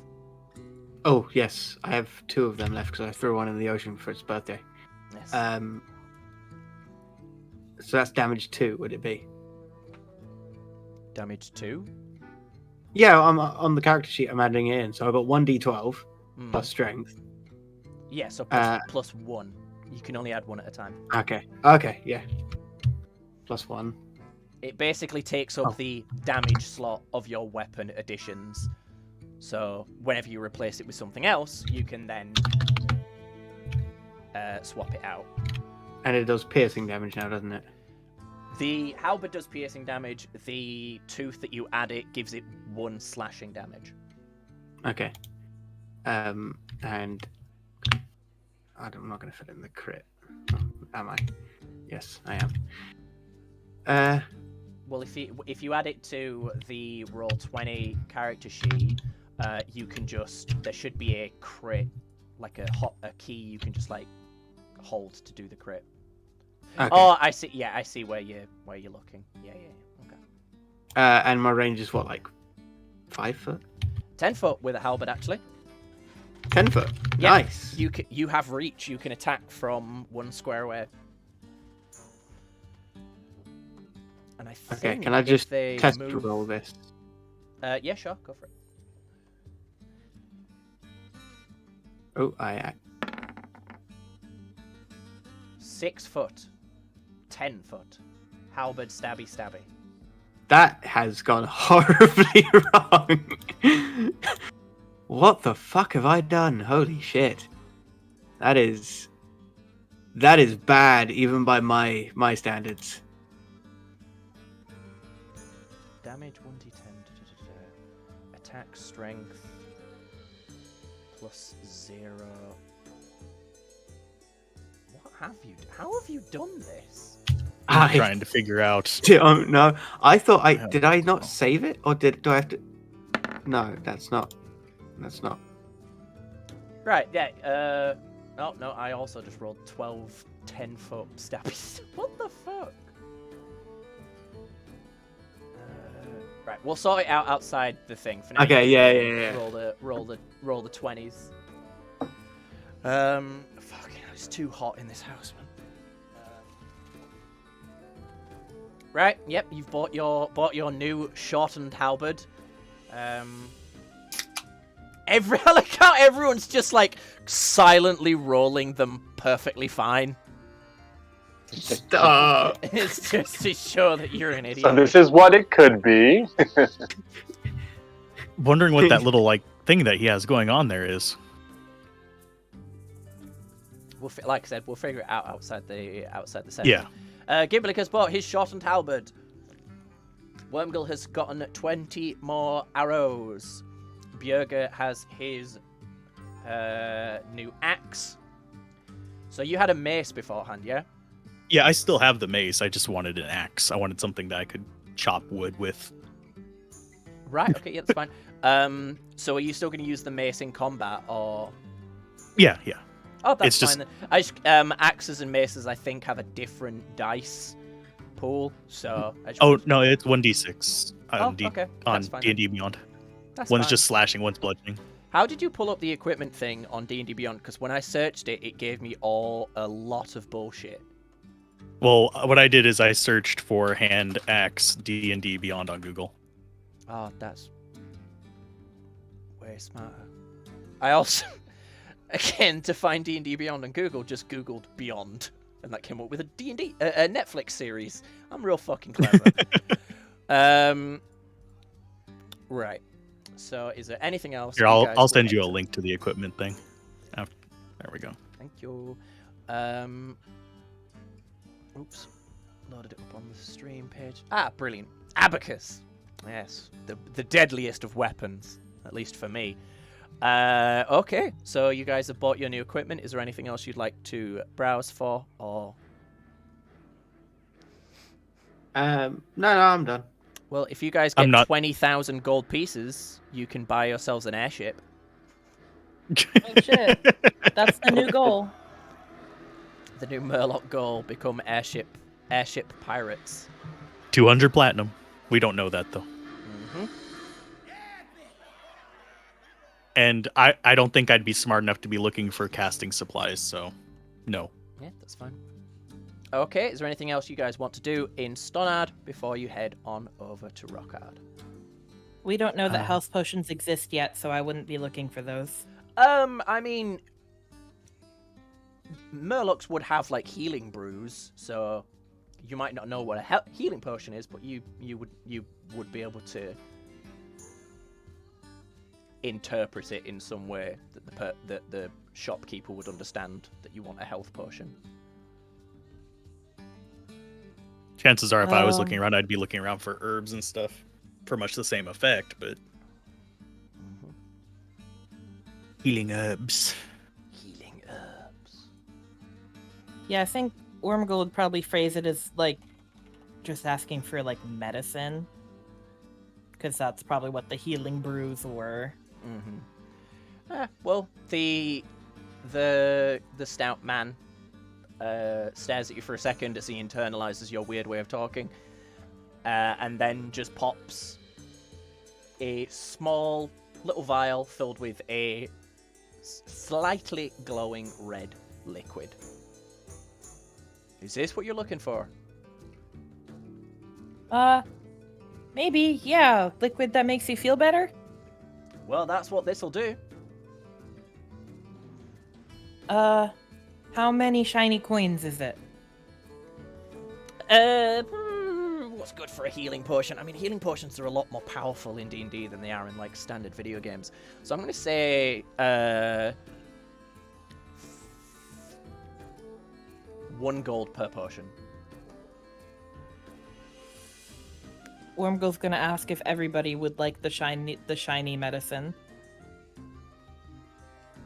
I'll say sure. Snaggle Yeah. giggles at you. Because I don't think she was asking him. I like that Wormgold. It sounds like Wormgold just fucking hates Snaggle. She thinks it's gonna kill us. Like, she wanted to help it only because she thought if we killed it, it would piss off other ones. She didn't think she was going to get a pet one. No. But, Does Snaggle get a health bar? Uh, Slightly afraid if you say yes. when I work out what stats I'm gonna give them, yeah, Okay. I will send you over a picture of their, like, essentially character sheet. But yeah, Wormgold will buy 4 healing potions and give them out to everybody. Okay, you guys all have a healing potion. It does take an action to take one out of your pack and drink it. and they heal, for as far as I'm aware, 1d6 plus your Constitution modifier, from what I remember of D&D. And if not, that's what I'm going to say they heal for, 1d6 plus your Constitution modifier. I think they might be a D4, but I'll take a D6. There you go. I have said it now, 1d6 plus your Constitution modifier. You know, I'm just thinking how even though we have a healer, somebody almost died, so just Yeah, in and case. I only have so many heals. So it's a good backup. Yes. Especially early level. I totally forgot. You guys completed a quest, and I did say I would give out quest XP. Well, Oh, shit. Considering this was a pretty important quest, you guys can have 100 XP each. Nice. Level up! Level up. Yay! Yep. Yay. You guys now. Oh, Character Mancer level up is a thing that's there. Oh, God. Mm. Does it just automatically do it?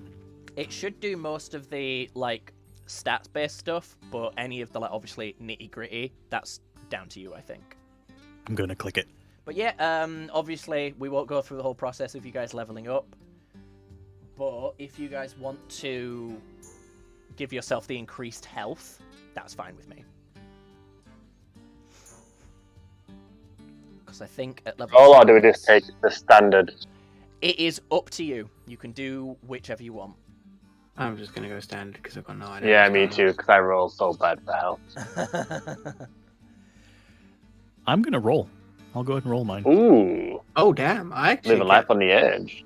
get loads of. I'm glad I rolled mine. You got, like, what, an extra 3? I take the average instead.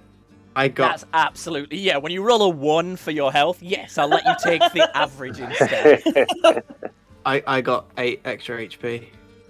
What, just a standard, or...? It's 8 plus your average. Constitution modifier, so... And I get to turn undead. Yay! I misunderstood action, that at which- first. Sorry, I you were get saying? cunning action now, so on a bonus action, I can either dash or disengage, so I can finally get in, attack, Hey, and you leave. could be a rogue now. Yeah, you all should pretty much get your, like, initial abilities on being your class. Giblig, you get fighting style, don't you? Because you're a fighter. I got action surge. Actions. Oh, love action surge. Action surge. Starting at 2nd level, you can push yourself beyond your normal limits. All right, Vegeta. For a moment on your turn, you can take 1 additional action on top of your regular action and a possible bonus action. Bonus action. Sean Connery. Once you Sean use this Connery. feature, you must finish a short or long rest before you can use it again. All right. See, again, I just remember, like, 4th edition everything. I like seeing everyone at double digits now. I Yep, didn't know that 18 Character life. Mancer was a thing. Like, I've used this sheet a million times, so that's super cool. I didn't know about that. Okay. So It's hidden away. yeah, it's not great. So you guys are heading on to Rockhard now, correct? Yep. Yep. Starting ceremony you can use. Oh my god. Heal the badly injured. Anyway. All right. I can get someone up to half-life. Nice. You guys set off from Stonard and head on the western road over to Rockhard. The journey is pretty uneventful. You see, like, the occasional trader pass you, because obviously you guys are walking. They're, like, on horses or donkeys. But Rockhard looms into view. Rockhard actually has walls. Not particularly impressive ones. They're just those wooden palisades. And there's 2 guards on the eastern exit that sort of let most people in unaccosted. But as you guys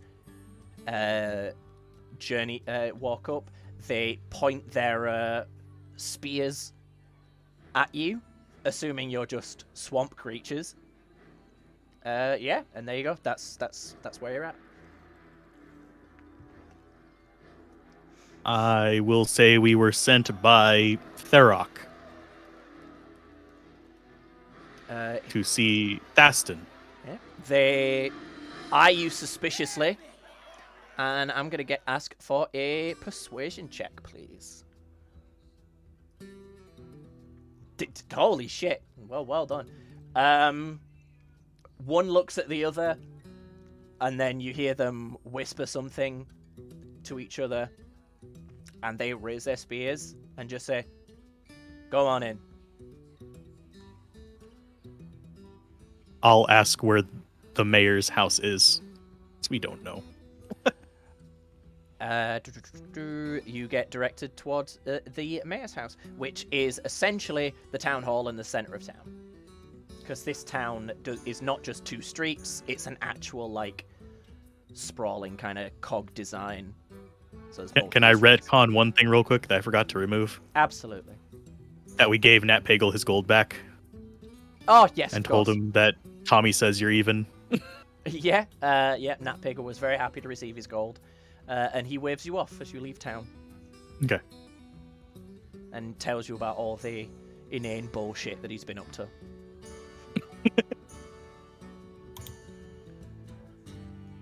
Okay, yep, so you guys have now entered the town of Rockard. As I said, it is much more thriving and sprawling, and it is also mostly off the swamp. It's all on relatively even ground. As Murlocs, walking on the swamp wasn't much of an issue, but you'll notice that the human that came with you originally from the Scar was having a bit of issues, like walking in the thick swampy mud. But this is, like I said, even ground. The streets are cobbled. There's actual shops rather than just small market traders. You can smell various things coming out of the tavern door. And yeah, you guys now have access to Rockard. Obviously, everyone that you pass by is somewhat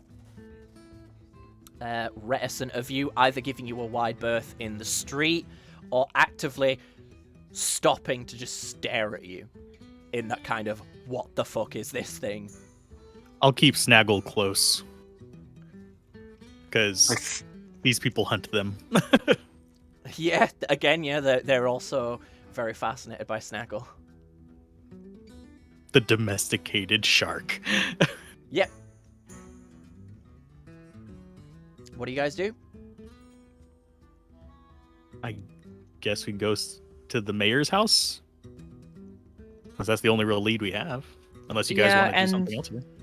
I think Wormgirl just wants to ignore everybody around staring at her and just yeah, this feels uncomfortable. We need to get Wormgirl a wee little hood, I think. So she can hide behind it. Like a real rogue. Yeah. I mean, you guys are about the same height as gnomes. So I suppose if you went to like a gnome area, you could get like hats that will fit you and stuff. Are gnomes in the Alliance yet? They're not officially in the Alliance. Dwarves are. But there are gnomes, like, you know, they have a presence. They're not like their race isn't in the Alliance, but they're not like untolerated, you know. So if you went to sort of a major city, you'd probably see a gnome or two. So the Alliance right now is just humans, night elves, and dwarves? The Alliance right now is humans, dwarves, and high elves. Humans have no idea that night elves exist. But there can't be high elves until they're... Really? Night elves exist. Night elves existed before humans did, but night elves night elves live in Durotar. Not Durotar, what's it called? Kalimdor. Right, just for some reason I thought the Alliance was started by humans and night elves. Nope. The Alliance was started by humans in Lordaeron, and when Lordaeron and Stormwind made an alliance, that was the initial alliance. And then the High Elves of Quel'Thalas joined, and so did the Dwarves of Dun Morogh. And then eventually those high elves will become the blood elves, and Bingo bango. shit happens. Some of them will stick around as high elves. But yeah, a vast majority of High Elves that any of the humans will know about will be of Dalaran.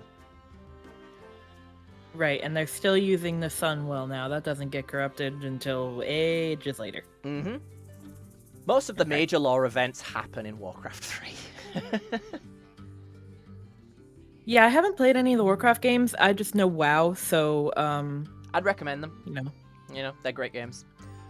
Warcraft 3 Reforged is pretty. It doesn't change much. The only thing that majorly changes is the cutscene that they used for the fight between Arthas and Illidan outside of the Frozen Throne. Because in Warcraft 3 Reforged, it's pretty dope looking. But, yeah, I'd recommend them. They're fun games. yeah, I just remember something happens to the Sunwell that they can't use it anymore, and then Illidan's like, "Hey, let's use Fel Magic instead," and everyone's like, Arthas uses the Sunwell to resurrect Kel'Thuzad as a lich. "Right." That So is they can't use it anymore, so they're like dying, and Illidan's just like, "Hey, Fel Magic," and people are like, "I don't know," but then Kaelsas is like, "No, it's great," and Yeah. so.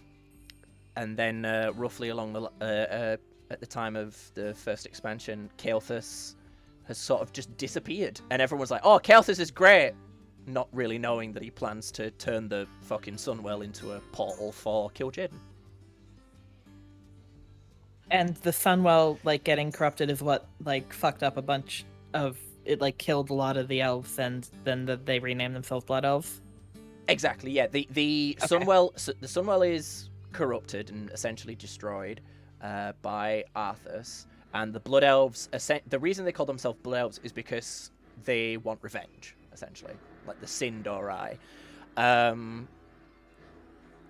And yeah, they align themselves with Illidan, who then obviously gives them a source for their magical addiction, because that's the thing with the High Elves, is they're addicted to magic. And that's why they got kicked out of the Alliance, right? Yeah, pretty much. And then the Blood Elves were just like, "Hey." No, Maybe the sorry. horse not so The bad. reason they didn't get kicked out of the Alliance, they left the Alliance because they did not come to aid them when the Sunwell was destroyed. Right, and they then the elves. attempted to ally themselves initially with the Alliance, but the Alliance rejected them. So then, obviously, Sylvanas came along and was like, "Yo, come join the Horde," and so they were like, "That sounds rad." And so the High Elves that didn't align themselves with Illidan and were like, "No, I'm not going to call myself a Blood Elf. I'm not going to use that Fel Magic." They stayed in the Alliance. Most of them are independent. The only ones okay. that are part of the Alliance are the two remaining. Like Orisa. Yeah, exactly. The two other Windrunner sisters are members of the Alliance. Sorry, massive lore journey. Lord. I was gonna say I didn't realize we were part of your little podcast. No, it's cool. A podcast would still be going if Blizzard hadn't completely tanked the lore of the game. So it's just like, I don't fucking care anymore. I liked what content came out, but there hasn't been content for like 8 months. This is the longest tier I've ever played, and I'm so bored. Yeah, I stopped playing so quickly. So what do we do with the mayors? So yeah, you guys head on over to the town hall, which again, as you journey through Rokard, it is quite a leap from Stonard. Most of the houses are actually made out of like brick and mortar rather than like wooden shacks. And again, it is, as you would more imagine like a typical fantasy town, that's what it is, rather than this sort of small series of hovels in the middle of the swamp. And looming over the town is the mountains of the Red Ridge Range, which does contain Lakeshire Valley, Arran Valley, and Valley of the Twisting Meadows. Iron Valley being where you've been told Karazhan is. But yeah, you So guys, we have a rough idea generally where it is now. you know it's to the west, basically. You know it's Okay. the west of Rockhard, and that's about it. Okay. But it would not be hard to like find a passerby and be like, "Yo, where's Karazhan?" And they'll go, "That way." Oh, I was thinking a little bit more. But I'd need to talk to the mayor first. Mm-hmm. But yeah, you guys are outside the town hall. What do? I guess I'll just walk in. Okay, yep. The guards again greet you rather suspiciously, but I'll take your 19 persuasion still as. I'll show them the questing license from the last town as well. Yeah, they are somewhat amazed that whatever you are has been given a questing license, but they accept it. Yeah, one of them escorts you, because again, you're not super trusted, through the town hall to what is definitely a twin of the other guy, but substantially fatter. He's sat at a desk, milling over various documents, and doesn't even acknowledge you as you are escorted in. Oh no. Are we all going in, or is it just me? I don't guess know we if- all go in. Yeah. Yeah. Okay. Yeah. Okay, yeah, all four of you and Snaggle are escorted through the town hall, as I said, and you're brought into quite a nice, like, office. There's bookcases lining the walls. There's this soft stuff on the wooden floor, for just out of character carpet. I'll curl my toes in it a little bit while we're... Ooh, soft. But yeah, all you can hear is the gentle scratching of a quill against parchment. The man looks up and nods at the guard, and the guard leaves, and that's it.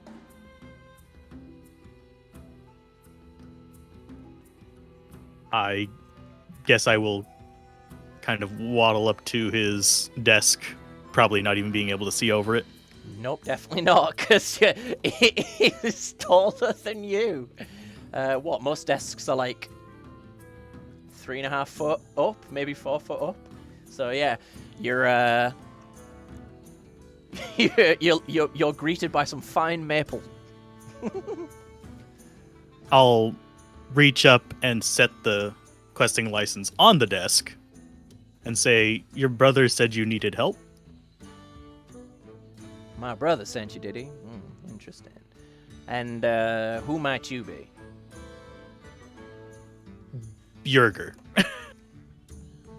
We introduce ourselves again. You might not happen to be the strange individuals that helped my brother and his wee little town, ain't you? We killed a swamp. Ah, yes. My brother did send a letter explaining that he sent some strange individuals off to kill the swamp monster that was bothering him.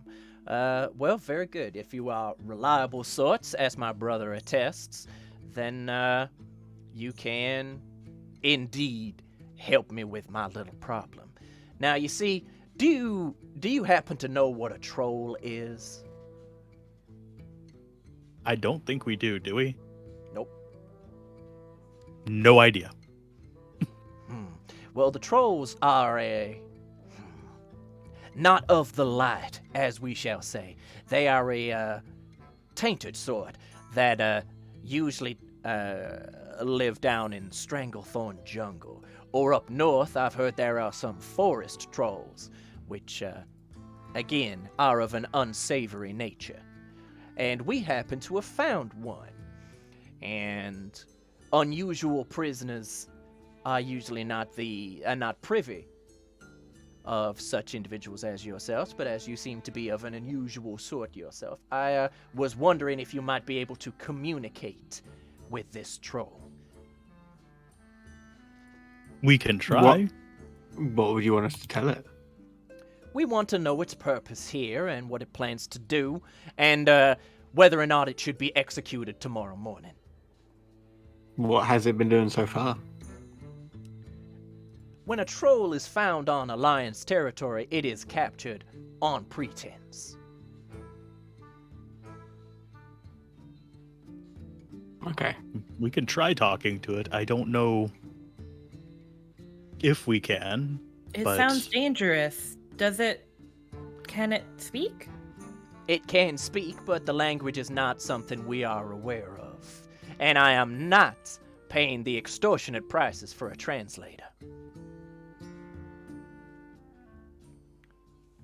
Will you accept the job or not? I don't know if we know the language either, but we can try. If you can show us to Kalazan, we can try. Kalazan. Do you happen to mean Karazhan? Karazhan, yes, sorry.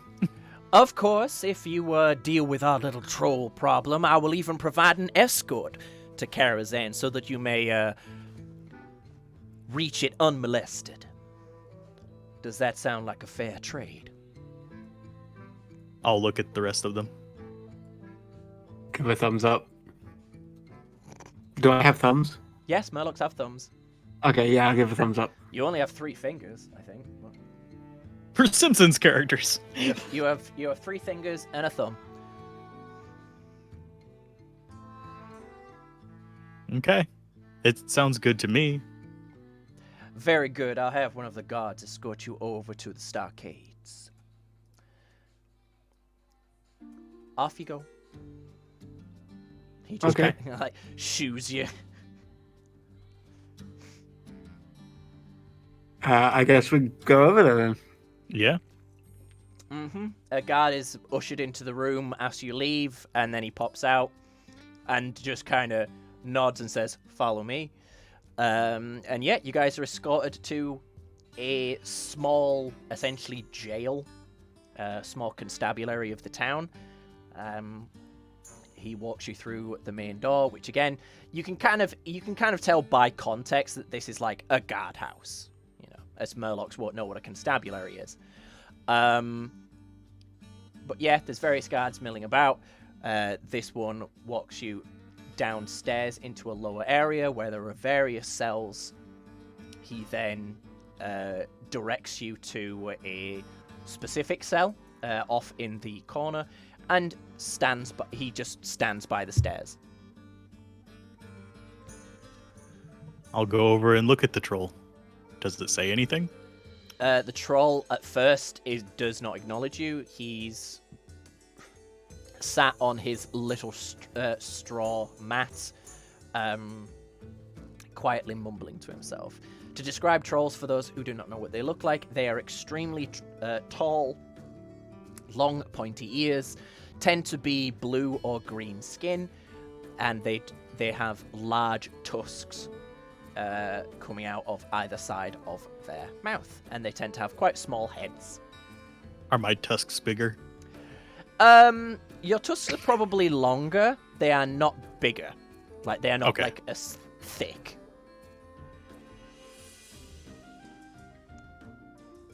Okay. I'll knock on the bars of the cage. Just tap them with the Murloc hand. Okay. The troll looks at you, and I do apologize, but this is the accent trolls have, so if anyone finds this offensive, I do apologize. He looks at you and just says, "Who you be?" Okay, I- we know common Bjorger. and the other one. Oh, you know common and the other one? I mean, I assume we do because members of the Horde speak a different language. Ah. Wait, the Horde doesn't exist yet. Nope. But we Well, understood so- him, though. You understood him. Trolls wouldn't speak. Trolls wouldn't speak common. They would speak troll. Mm-hmm. I'll just say Bjorger back just to our... Bjorger. The spirits told me you would come. Strange individuals of the swamp, no? He sort of like, he doesn't get up, like stand on his feet. He just kind of like rolls off the mat and crawls towards the bars so that he can be at your height. I'll hand him a piece of meat from my pack. Yeah, he smiles wide and takes it. Thank you, very generous. The members of the Alliance are not exactly kind to my type. What are you doing here? I am a shaman, and I wanted to understand the strange elemental influence this place had. And, the elements of this place are not right, and I wish to heal it. How would you intend on healing it? Shamans have ways, child. Would he recognize that I'm wearing shaman garb? You're wearing 'Cause- Murloc shaman garb. Yeah. With like symbols and stuff. I don't know if he would recognize that there's some ritualistic symbols there. He'd recognize that, you know, you're like of some kind of priestly nature in some, you know, of some culture, but he wouldn't recognize that you're a shaman, no. Okay. Gonna be like, they said you were dangerous, but I don't think healing sounds dangerous. The Alliance think all trolls are dangerous. There's a reason they don't go down to the Stranglethorn Vale. Cowards, the lot of them. Anything that ain't got pink skin, they don't welcome. Well, the last town we were at seemed pretty friendly. Oh, no, don't get me wrong. I'm not saying that all humans are inherently unkind. But the Alliance as a whole tend to be somewhat more dubious of my type. There's been a long-standing war with anything that ain't pink, if you know what I mean. So, is the Alliance, is that the name of their tribe? Tribe? No, their whole culture, the Alliance, run by Stormwind and Lordaeron. I don't think we've been there yet.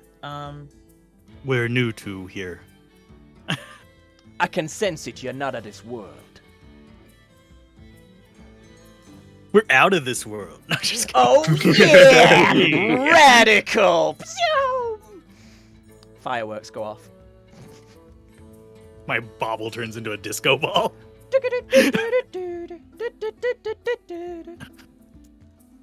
Everyone dances briefly, and then it flicks back to normal reality.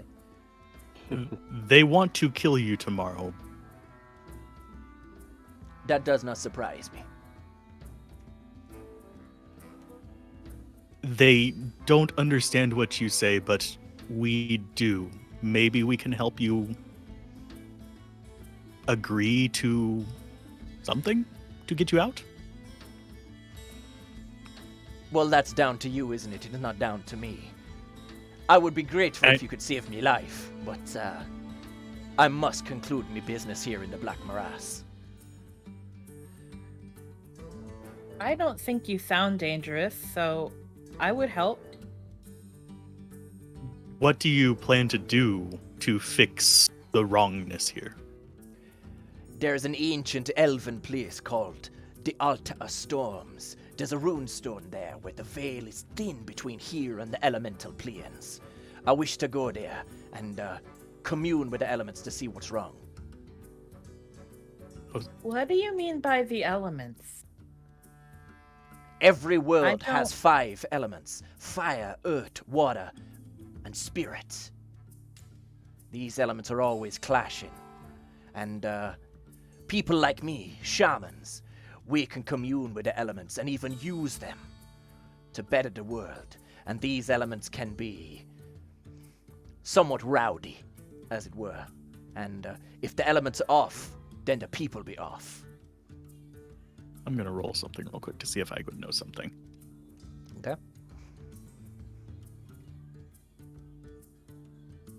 Nope. Okay.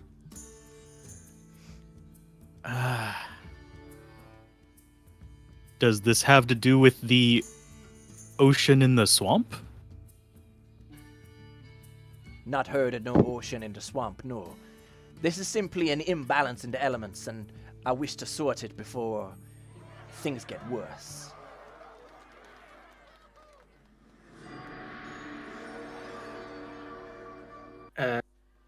If we get you out, will you leave this place without trouble? I'll leave the town, no problem. They won't even let me stay if they let me out. I only wish to travel south to the Ultra Storms. I don't want to go deep into the Black Morass and deal with humans. I don't want to upset their natural order.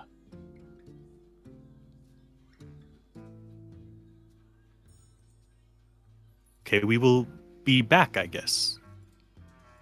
Unless you have something else to ask, and I'll look at the rest of the group.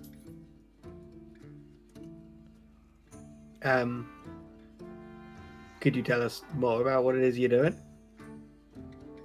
There's not much else to say.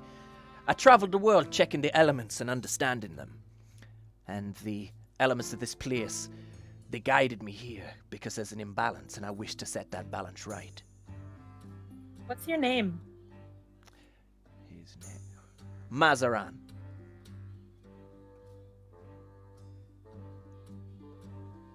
Hmm.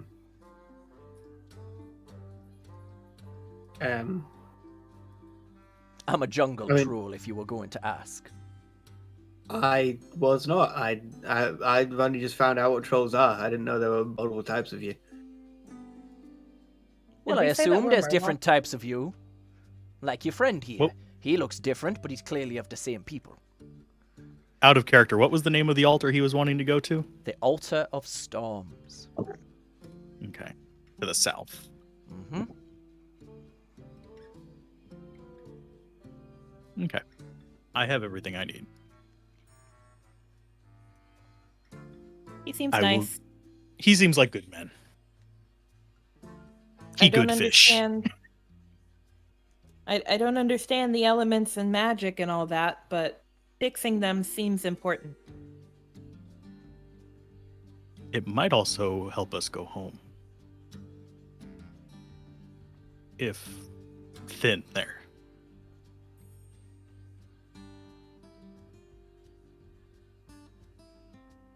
So let's go I back to the yeah. mayor.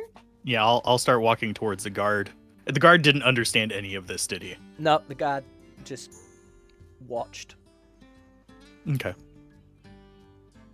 I'll tell him I think we can help, but we need to see Mayor first. No problem. Follow me.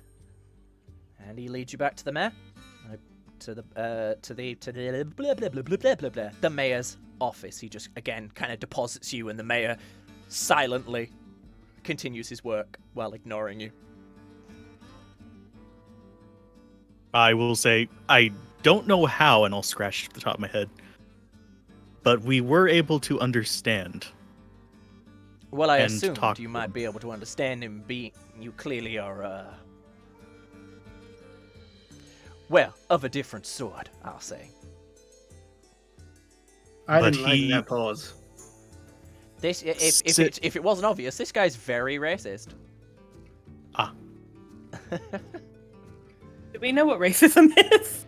I mean, we had a little bit earlier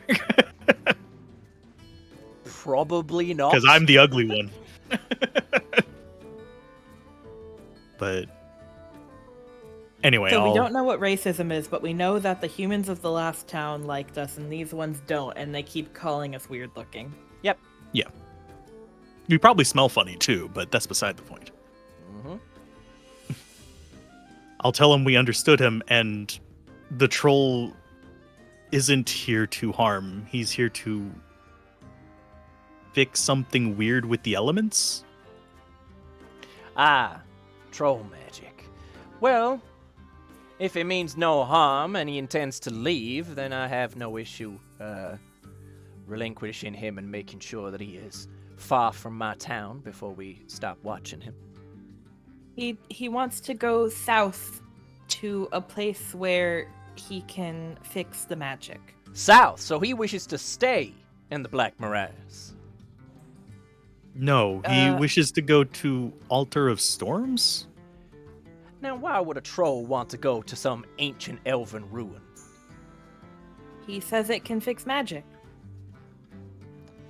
It can fix some bad things that have been happening. What kind of bad things? He said the elements were off. And he said that can be dangerous to the world. Well, I'm not one to trust a troll, but you have proven yourselves to be trustworthy enough to be in my employ. So, how about a deal? I, in my generosity, let the troll live, but you are to escort him and make sure that any business he conducts in the Black Morass is in no way intending to harm it or its people. And then, once he is done, you will make sure that he leaves the Black Morass, and you will return to me to inform me of such. And then we get escorted to Karazhan? Yes, I will make sure that you are taken to Karazhan and safely deposited there, out of my hair. I'll look at the rest of the group and give like a hesitant thumbs up. Finger guns all the way. Say I'd shrug, but we don't have shoulders. Yep. Thank you, Tavern Keeper. I like how the epics always seem to happen at just the right moment. It sounds good to me. Yep. And are you the leader of your motley crew?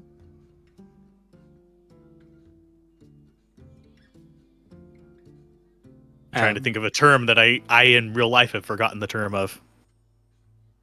A group of people who make decisions. Democracy. Board member. Council? Oh, council.